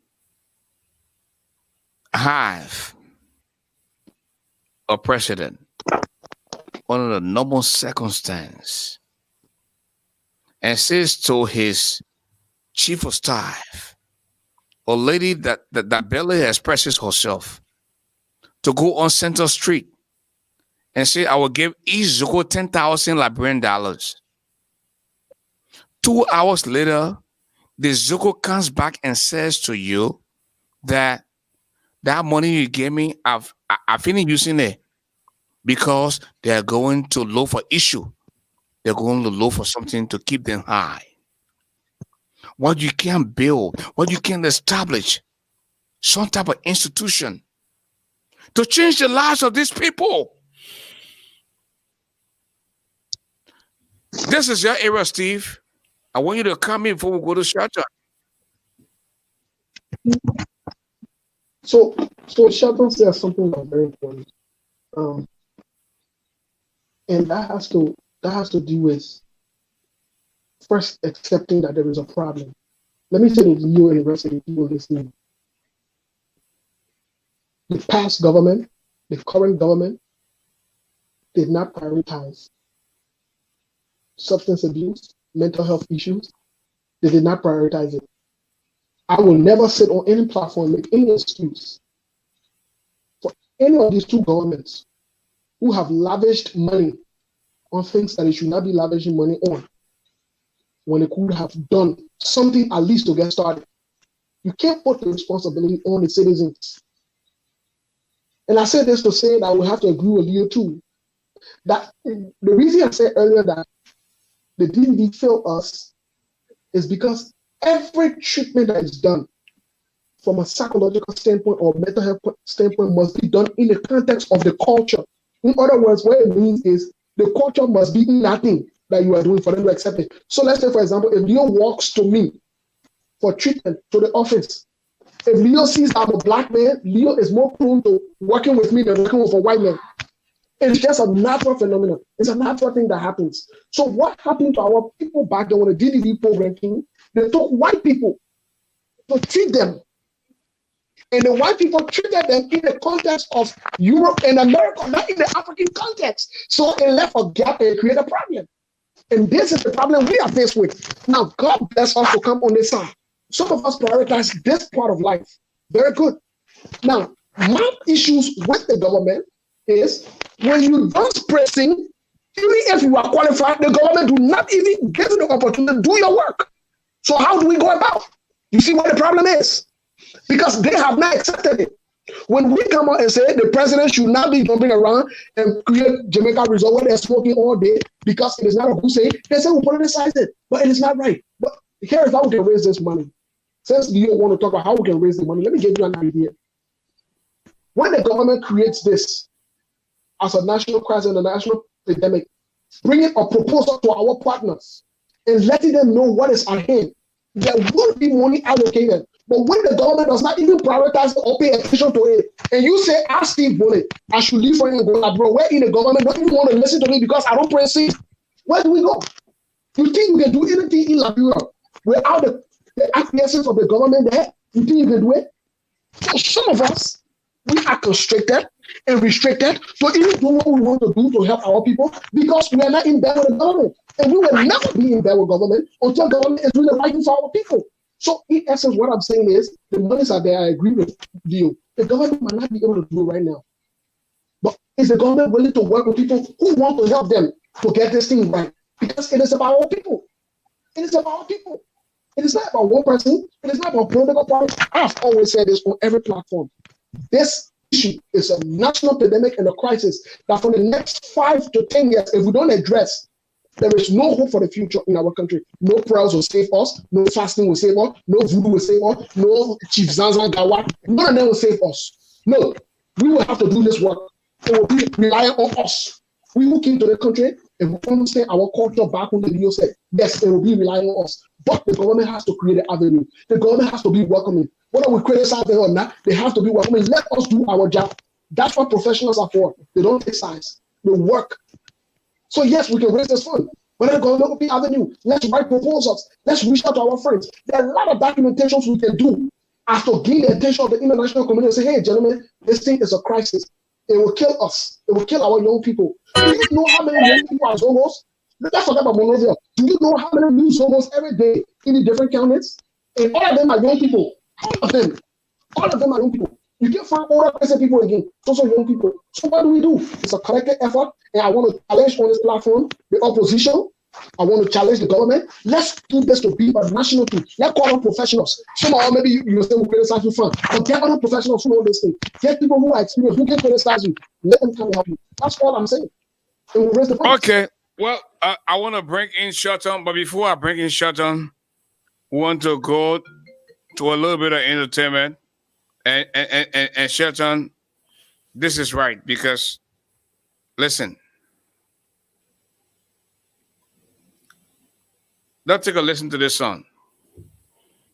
This song is entitled Zombie. And this is the favorite song of the president of Liberia. Amen. So, George, we love this song so bad. Hey, man. I want to make it. Let me see. Let's see if we can play this song for George. You know, if I got it right, but that is Sunday. That the president God sees. President God will never see me because I know. you know, I love him. I love Liberia, and I love the people of Liberia. So. Why the people dancing, get a zombie. Yeah, man. Don't, how you gonna start a zombie for me? Listen, man. tunesliberia.com. Okay, folks. Yeah, I'm on such ready. Blessings on blessings, you're calling blessings. These my blessings can all be touching. I know my level, my man, don't stress me. The puppy bless me, so I'm here to party. I want war, yellow zombie. I want body, I pro, yellow zombie. Batten up, bring a yellow zombie. I got a party, people dancing, yellow zombie. Sample. me, I want to wear a quacko. Waiter, bring the liquor. The poor man, someone spend the paper. Waiter, bring the liquor. The poor man, someone spend the paper. I said nobody, I won't party. I want you to go down low. I want you to find it slow. Mama, you rock the show. I'm ready to spend some more. And I'm gonna, you know, sit down, I'm gonna check it. See, I see no time for check. Man, I want you to dance like you ready, don't care. And do the dance for the zombie style.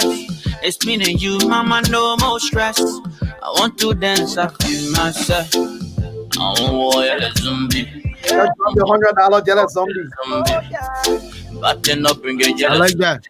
Got a party people dancing, get a zombie. When Uncle T-shirt, they children want a photo. Yeah. That do or die when they should get around. You know, when I'm blast me, they pop it. Listen to the lyrics and not the song. Listen to the lyrics and not the song. Never go low. You say they have but no heaven low. Papa fire man on papa. Ragaza no removing the star. I bless you first, go up the transformer. My blessing full of red bell. I want a zombie. I want body that pro yellow zombie. Button up and get yellow zombie. I got a party people dancing, get a zombie. I said nobody, I won't party. I want you to go down low. I want you to point this slow. Mama, you rock the show. I'm ready to spend some more. And I'm gonna, you know, sit down, I'm gonna wait, bring the liquor. The poor man, someone spend the paper. Wait, bring the liquor. The poor man, someone spend the paper.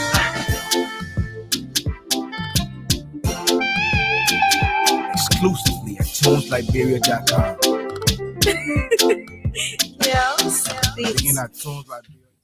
Leo, when you have a president of a nation that says to you through music that I will bawl until I crawl like a zombie,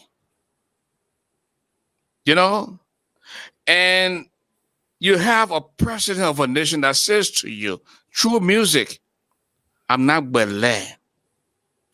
When you have a president of a nation that says to you, the thing you see me doing, if you don't like it, go hawk a transformer. The voltage from the transformer. Leo, I don't support the opposition. I don't support the ruling establishment. But the president's supposed to be the father of the nation. When he is enticed by this kind of song, what does that say to you? I will go to you, Leo. We go to Steve, and we can. I'm actually troubled by it, ASHFORD, and I will tell you there are two sides to it. Number one, I'm troubled, and this is the danger of politics, right? The danger of politics is that politicians are always looking for the cue, and because young people in Liberia constitute between 65 and 70% of the population based on which stats you look at, and they all have seen this as the only way for them being out. So we see our president, someone like our president, riding that wave to endear himself, because that's just what's happening. A song like Zombie comes out, the whole country is after it and like it. Why? Because the one time they remember feeling good was the time they got high. That's the only time ever in their life they ever felt good in themselves was when they got high. So any song that celebrates the moment, we wouldn't remember things when they're memorable to us because of what it made us to feel. Maya Angelou says, you will forget what people said to you. You will even forget what they did to you. But what you will never forget is the way they made you feel. And because for them, people treat them as zogos. People call them names. But when they are high, they're like they're in heaven. Like they see the world under their feet. So they celebrate it. And then our politicians, like our president, ride these waves. Instead of letting people know, no, we agree, you may not have options, but this is not the way. And that's why presidents and leaders are careful about what they affiliate with, because what the president says or does is policy. Whether written or unwritten, it is policy. So if the president dances a certain song publicly, that means it's okay for all of us to dance it. When you become a leader, you lose your freedom. Your freedom is no longer a thing, because at the end of the day, everybody measures the yardstick based on what you do or do not do. Dance it in your bedroom. If the president had danced some privately to his house in the bedroom, I will have no problem. But when you do this publicly and send this kind of message to a country where 6 to 7% of the population is one step away from becoming a drug addict, and you know, every time the president appears publicly, he dances this song, Steve Bolay. And you know, I couldn't agree with you anymore. And this is part of the aspect of addiction that most people don't understand. They don't get. This is part of the practical side of the addiction that people don't get. And this is why some of us, we are frustrated about the president's behavior. When you say they say we don't like see, when you say the part of the addiction, are you saying the president of Liberia is on drugs? Not necessarily. I've heard that he uses drugs. I've heard that. I've heard that he smokes, he drinks. I've heard that. But what I'm saying for the bigger picture is, if you have a president who does not even understand addiction, like Leo was saying earlier, people remember how they felt. That it is that feeling. It is that we term it. We have a term for it. It is that feeling that comes, that euphoria, that moment where you are excited. It is that moment that you remember. And so when the president gets in this mood, he thinks he's just connected with the common people, but he's sending a strong message that is unacceptable, because this is not what the president's calls for. No, this is not what when you become a leader, like you said, your freedom is not, you're not just free to do anything. You can't just say anything, you can't wear anything, you can't do anything, you are no longer a regular person. That is the difference. And this is where I said the president needs to transition from being that superstar he used to be a president, so that he can behave like a president and act like a president and be referred to as a president. Take for example, who in this world, in this kind of crisis we're in, releases albums? Who does that? You don't make any sense when you do that. You know what kind of message you are sending to our partners? First of all, everything is well. And this cannot be about merrymaking, because everything is now wealth. But here's the thing though. At a bigger level, the lyrics in a song that the people are singing is appealing to them. It is appealing to them. That's why me personally, there are some songs I don't sing, whether in a church or that in a mosque or that I don't sing certain songs. I don't listen to certain songs because people don't understand the history of music. Music has the ability to appeal to your emotion and determine what you will do. Let's say, for example, if somebody put backpack on the back and jump around and say, the militants are ready to fight. What does that mean? What does it tell you? It sends reminder to our people, like Shelton was saying from the 80s and the 90s. It sends a reminder to them, because when the rebels used to get hot, this is what they used to do. They used to get in a zoo to go fight. But in order to get in the zoo, they have something under it that they use to prompt them up to do that. So we are seeing the same thing over and over. So we need to change. This is in the opposition and the government. I see people doing it every day. Thank you. Let us recalibrate a little bit, and I want to go back to Shelton. Shelton? I think we continue to say the same thing. And what I find as a Liberian myself is that we think too ordinary. And we think too ordinary. That's why our country remains ordinary. That's why we have not, moved over the last 173 years. We believe that we are a special kind of people, and we've branded ourselves that way, but we've done nothing special. Everything we've done is shameful. Look at your country today. Look at what is happening internally and what is happening externally.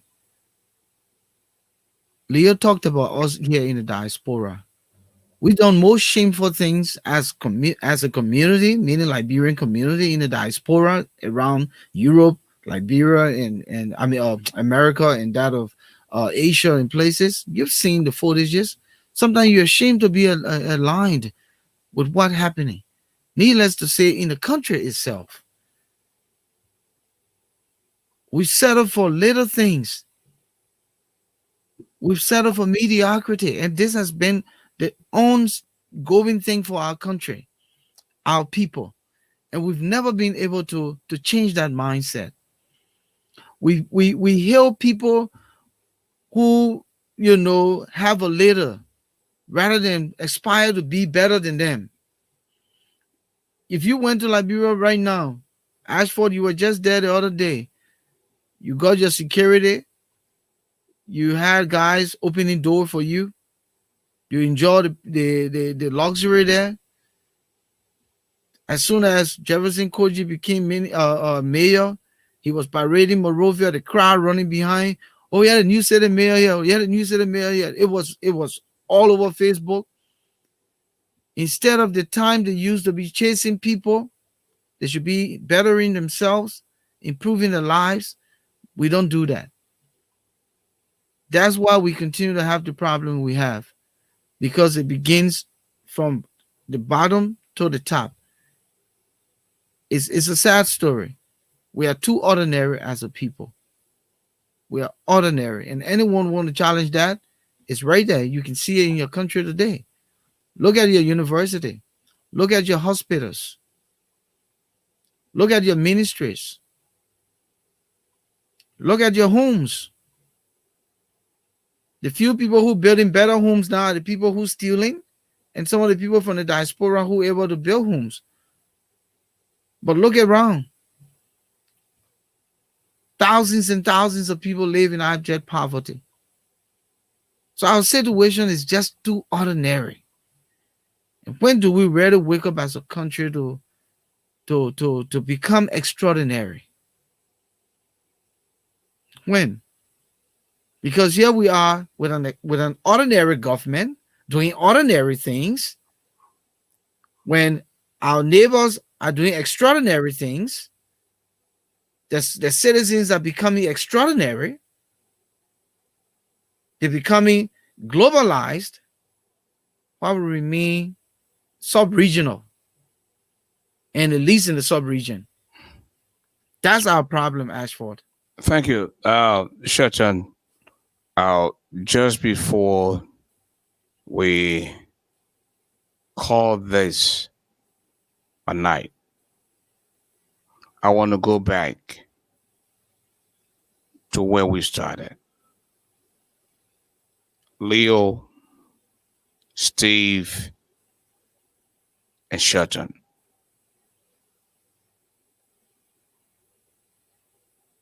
I would never in my life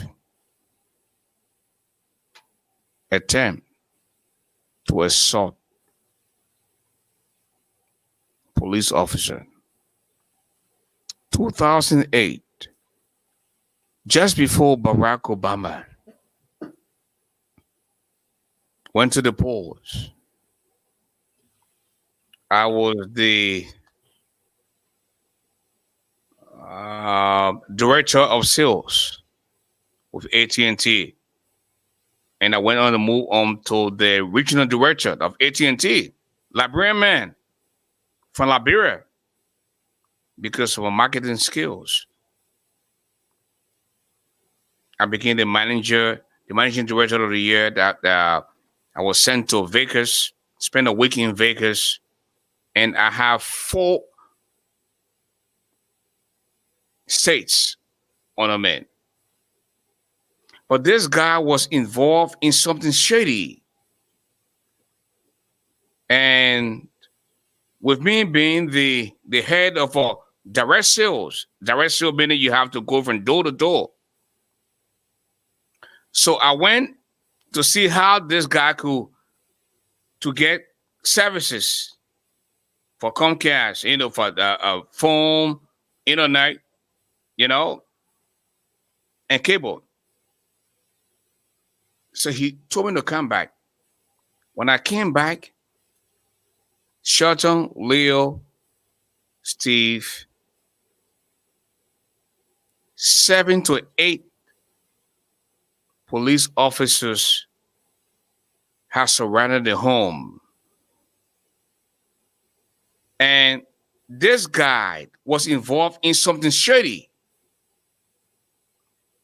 And this guy was asked as to who do you deal with?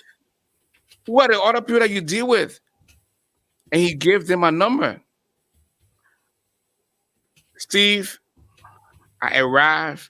The next thing you know, and that's why I would encourage anybody, whether you were in Liberia, whether you were in America, whether you're in Europe, don't you ever try to resist arrest. So when I entered,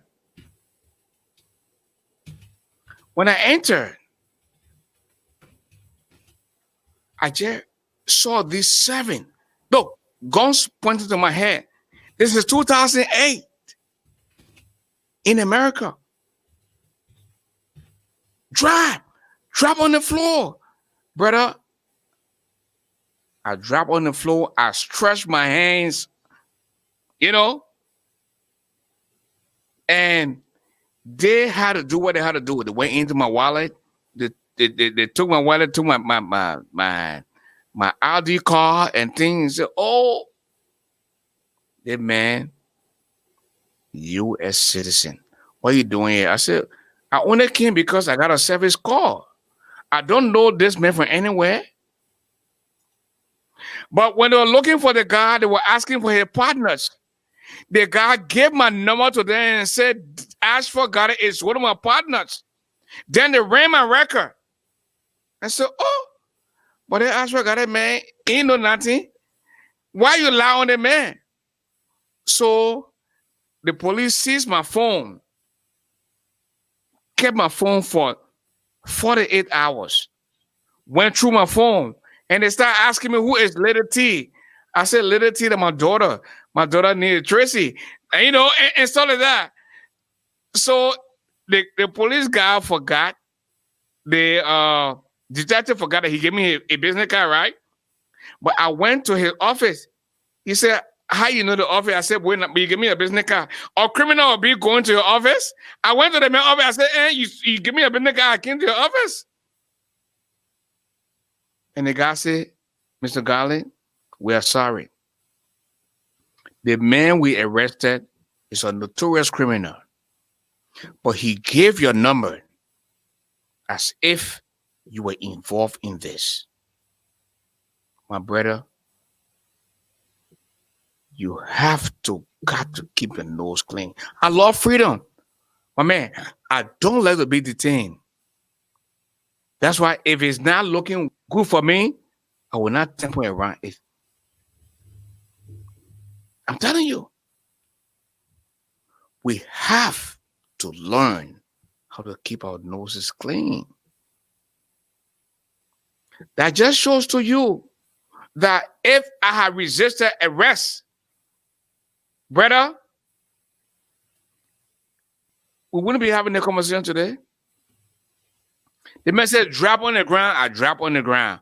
Hands on the back, my hands were on the back. When they ran my record and they said, you are free to go, then I started talking. I said, that's why Barack Obama will be the next president of America. Oh, I had a bragging right. I swear to God, Leo, I said that. I said, that's why Barack will be the next president of America. I never did anything, and you people did to me. I said it to my children's mother, and I said to a lot of people, brother, in life, keep it real. Be real. I don't have a pretty past, especially growing up from Jalatan. Oh, man, I was growing up, boy. We did all that kind of thing, my man. When you grow up, you have to do something for your children. But you are not Zogo, right? How I be Zogo when the people see with cigarette, I feel crying now, come in. Oh yeah, it'll be bad way. And for people to lie on themselves, I will never lie on myself because I want to please a politician. I will never lie on myself because I want to please George Weah. I see some people lie on themselves because they want to please George Weah. What do I say to ASHFORD GARLEY Jr.? George Weah puts on his pants, one leg at a time. I do the same. Why would I want to lie on myself because of George Weah? This boy does not mean well for the country. He doesn't mean well for the Liberia. Listen, let me not go into that, man. Listen, we're out of time. We don't have enough time yet. Listen, I want Leo to come in and Steve, Shelton, we got this tonight. Listen, man. Hey, we're having a blind. BRIDGERADIO Africa. God bless you. Congratulations. And I want to thank everybody who's been dropping $100 just like zombie. Keep it coming. Even though I said we need 100 people, we need to raise more money. I was just testing tonight. Let's try and get 100 people. We got almost 2,000 people watching or more. Let's try and get at least 100 of you tonight to make the commitment. Some people did $50. Congratulations. That's also, because I say 100, and I mean when you get 40 or 30, you might not put it also. That count as well towards the 100, okay? So thank you, everyone. But I just want to say one thing to you, ASHFORD, and to everybody on here, those listening. If I had not had the opportunity and the blessings of God to be where I am to today, I was destined to be called a Zogo. I should have been a Zogo. My current life story does not make sense. What would have made sense if I was a Zogo? It would have made more sense based on everything that happened. And I want to say this to Liberians in the diaspora. We need to decide to be professionals or political critics. I think we've gotten to the place where we don't understand the difference between both.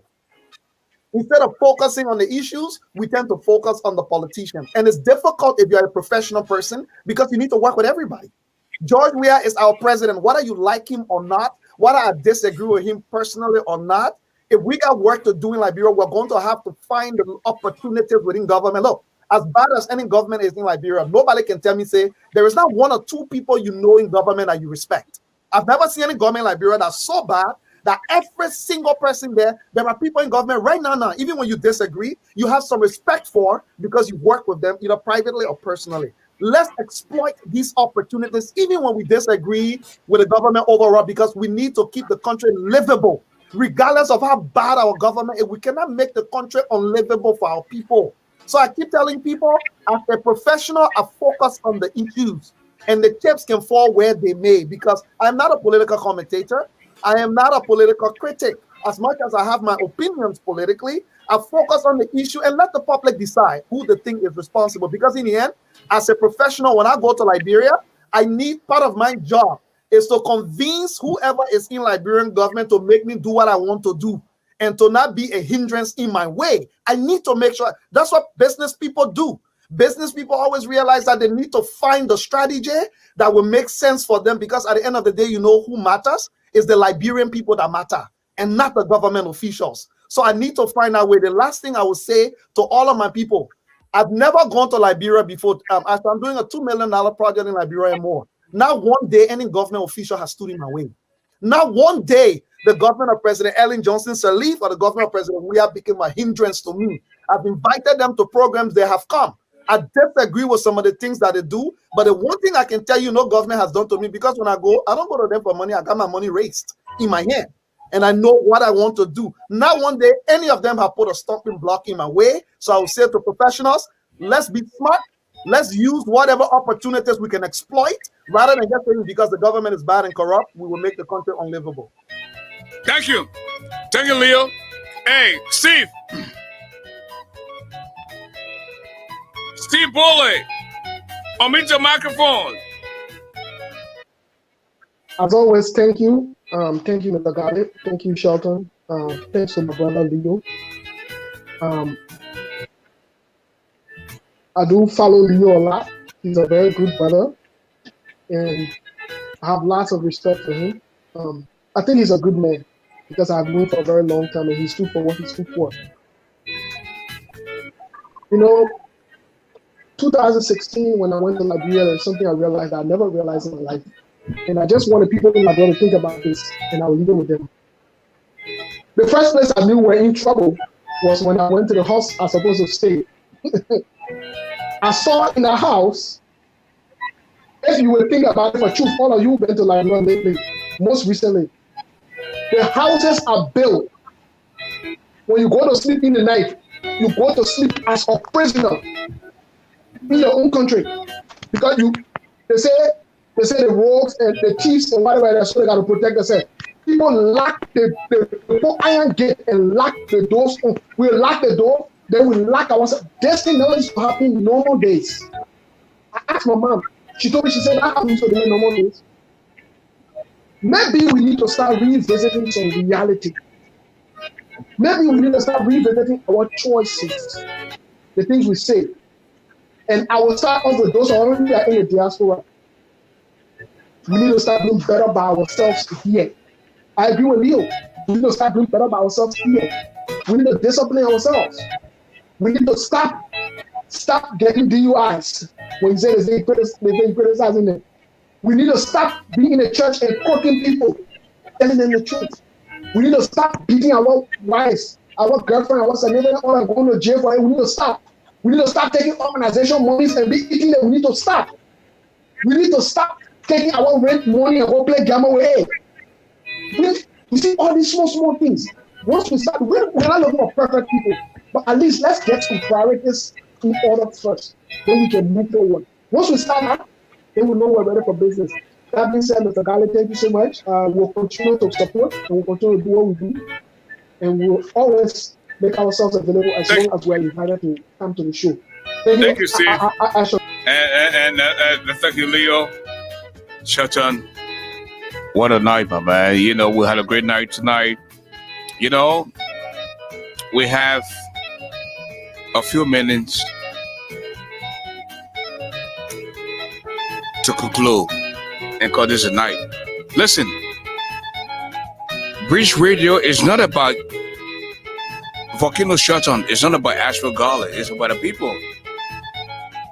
And that's what we'll continue to make this the platform of the people. Shelton, the people continue to come in intensive support. I've been requested to bring this one back to its kind.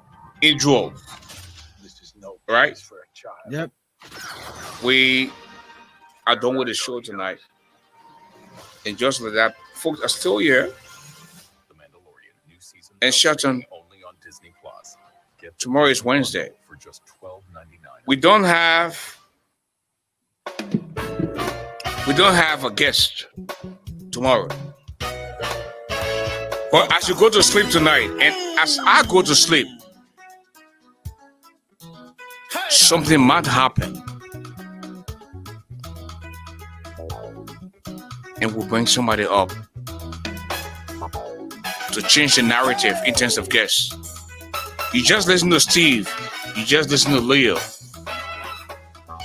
You listen to the parting comments, Shelton. Listen, man. I'm getting ready to go prepare a steak to eat for dinner before I go to bed. You listen to Steve.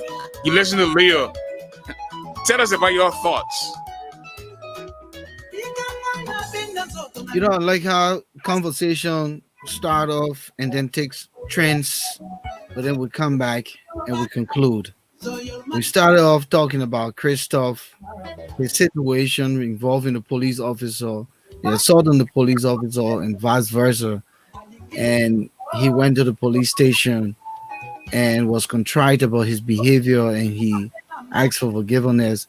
And the police officer was also, remorseful, forgave him, and said, let's bargain be bargain. We don't know the front end of the story, but we know how the story ended, which is a good thing because that's what we are about. Liberians are forgiving people. We can yell at each other, but in a space of time, we're able to come together and be one. But that doesn't change the fact that the other things we talked about are existential, mental health, and what needs to be done. The government's involvement, the international community, Liberians in the diaspora, our partners, our friends. But for us to begin this discussion, we have to be ready for it because they're going to go a long way. The government needs to be embracing of this discussion. The Liberian people in Liberia themselves need to be embracing of this discussion. The very victims themselves need to not be of denial, but be embracing of the discussion. And once we start from there, hopefully we can make a transition into really the actual work. And that would be my hope. So this topic will come back at some point. We'll have to exclusively address this mental health issue, especially because, as I said, the generation that's supposed to be inheriting Liberia, you and I, Ashford, we barely on the scene now. What we're trying to do is just pave the way, the positive way. You understand me? So the generation now that is being impacted is the generation between 1985 to this 2020. And we need to do something about this generation because you just came from Liberia. Who do you find in the street? Young people just walking. You go to the beaches, they're all over the place like mission ants. You know how mission ants can be everywhere. You go to entertainment. And shut it to be quite honest with you. Everywhere. I am going back to Liberia in March of next year. Listen, you know, one of the things that bothers me is why would you be asking me to do a COVID test? Shelton, I went to some of the beaches and nobody wearing masks. I'm the only person in mask. I go places, the people me say, listen, man, no coronavirus in Liberia. No coronavirus in Liberia.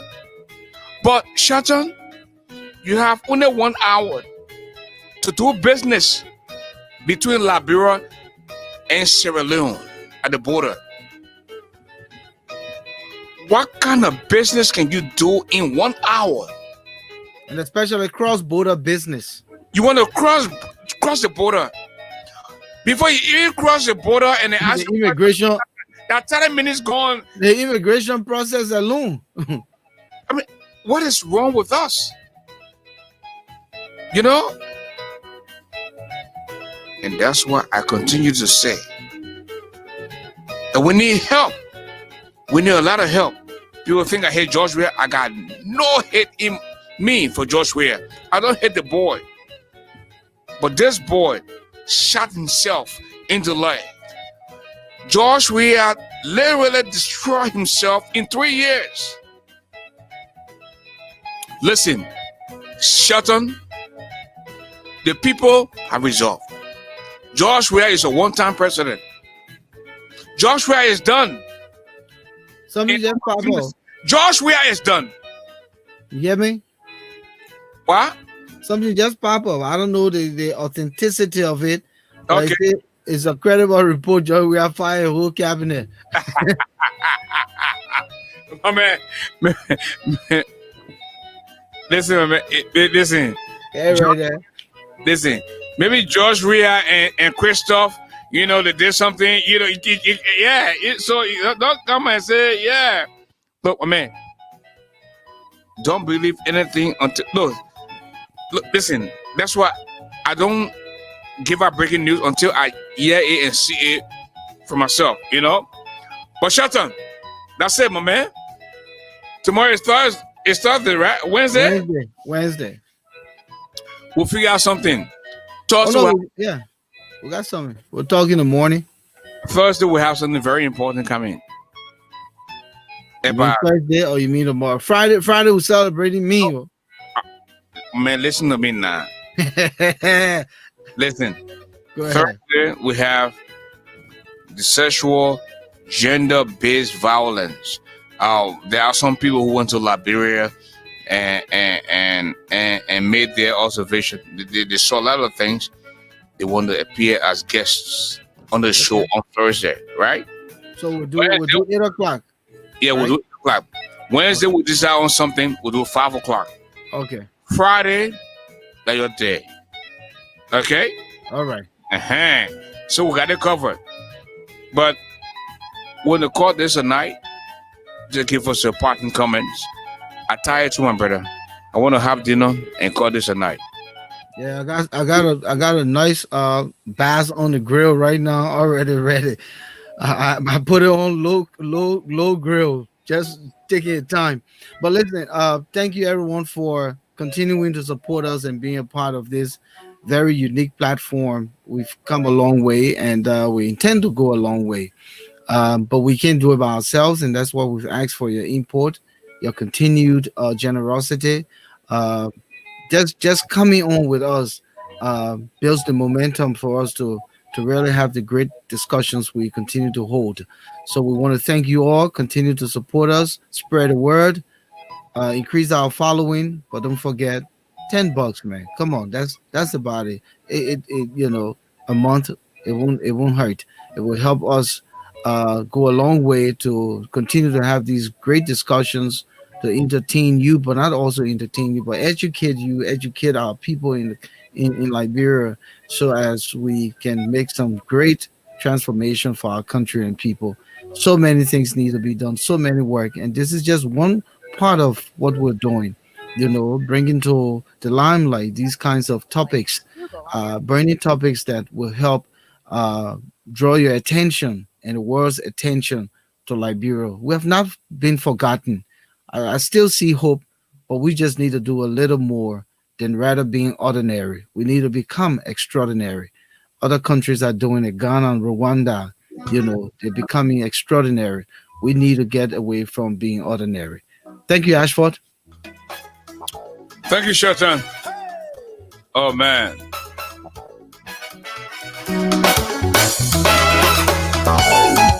And folks, I'm afraid.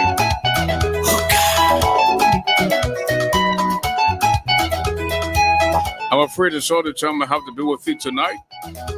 God willing. Rita Frank Norman. Rita Frank Norman. Congratulations. Happy birthday. May God continue to bless you as you live to see many more birthdays to come. Your birthday was on yesterday. I'm told you're not feeling too well. We're wishing you a speedy recovery. Until then, folks, please allow me to borrow the words of the wise man. Tough times don't last, tough people do. The height of a man is never known until he rises, because guess what? There's no second chance to make that first impression. Don't see okra and swallow bone, because you can't hide your nakedness from a paving bucket. When God bless you, don't say that medicine.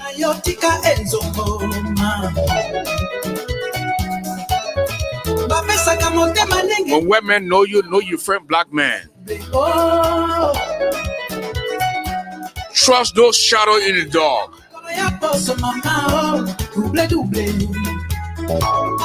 Yeah, we don't know muzo anyone you mad double to dry. Are you a rapper?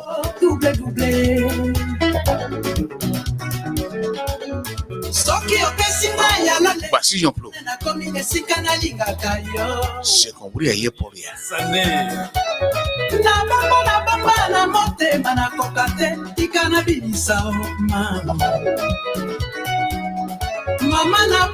The medicine of the microphone, the golden voice of Liberia. The broadcast commissioner, ASHFORD the Giant. And now you know me, Garley. Have a good night. God bless Liberia. God bless the people of Liberia. And now you know, man. Oh, man. Good night. L'ingénieur Toumba Kinkela.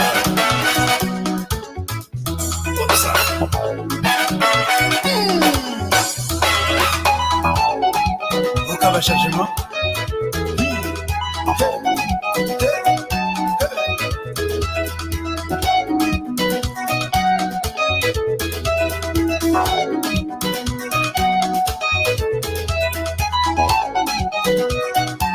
Oh, musique kitoko.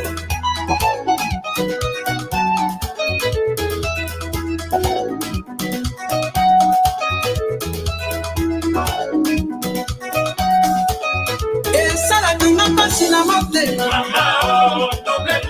Na motema.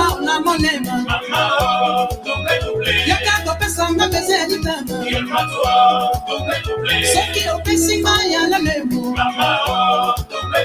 Wana na komine sika na lingaka Esala kanga pasi na motema Na motema na molema Mama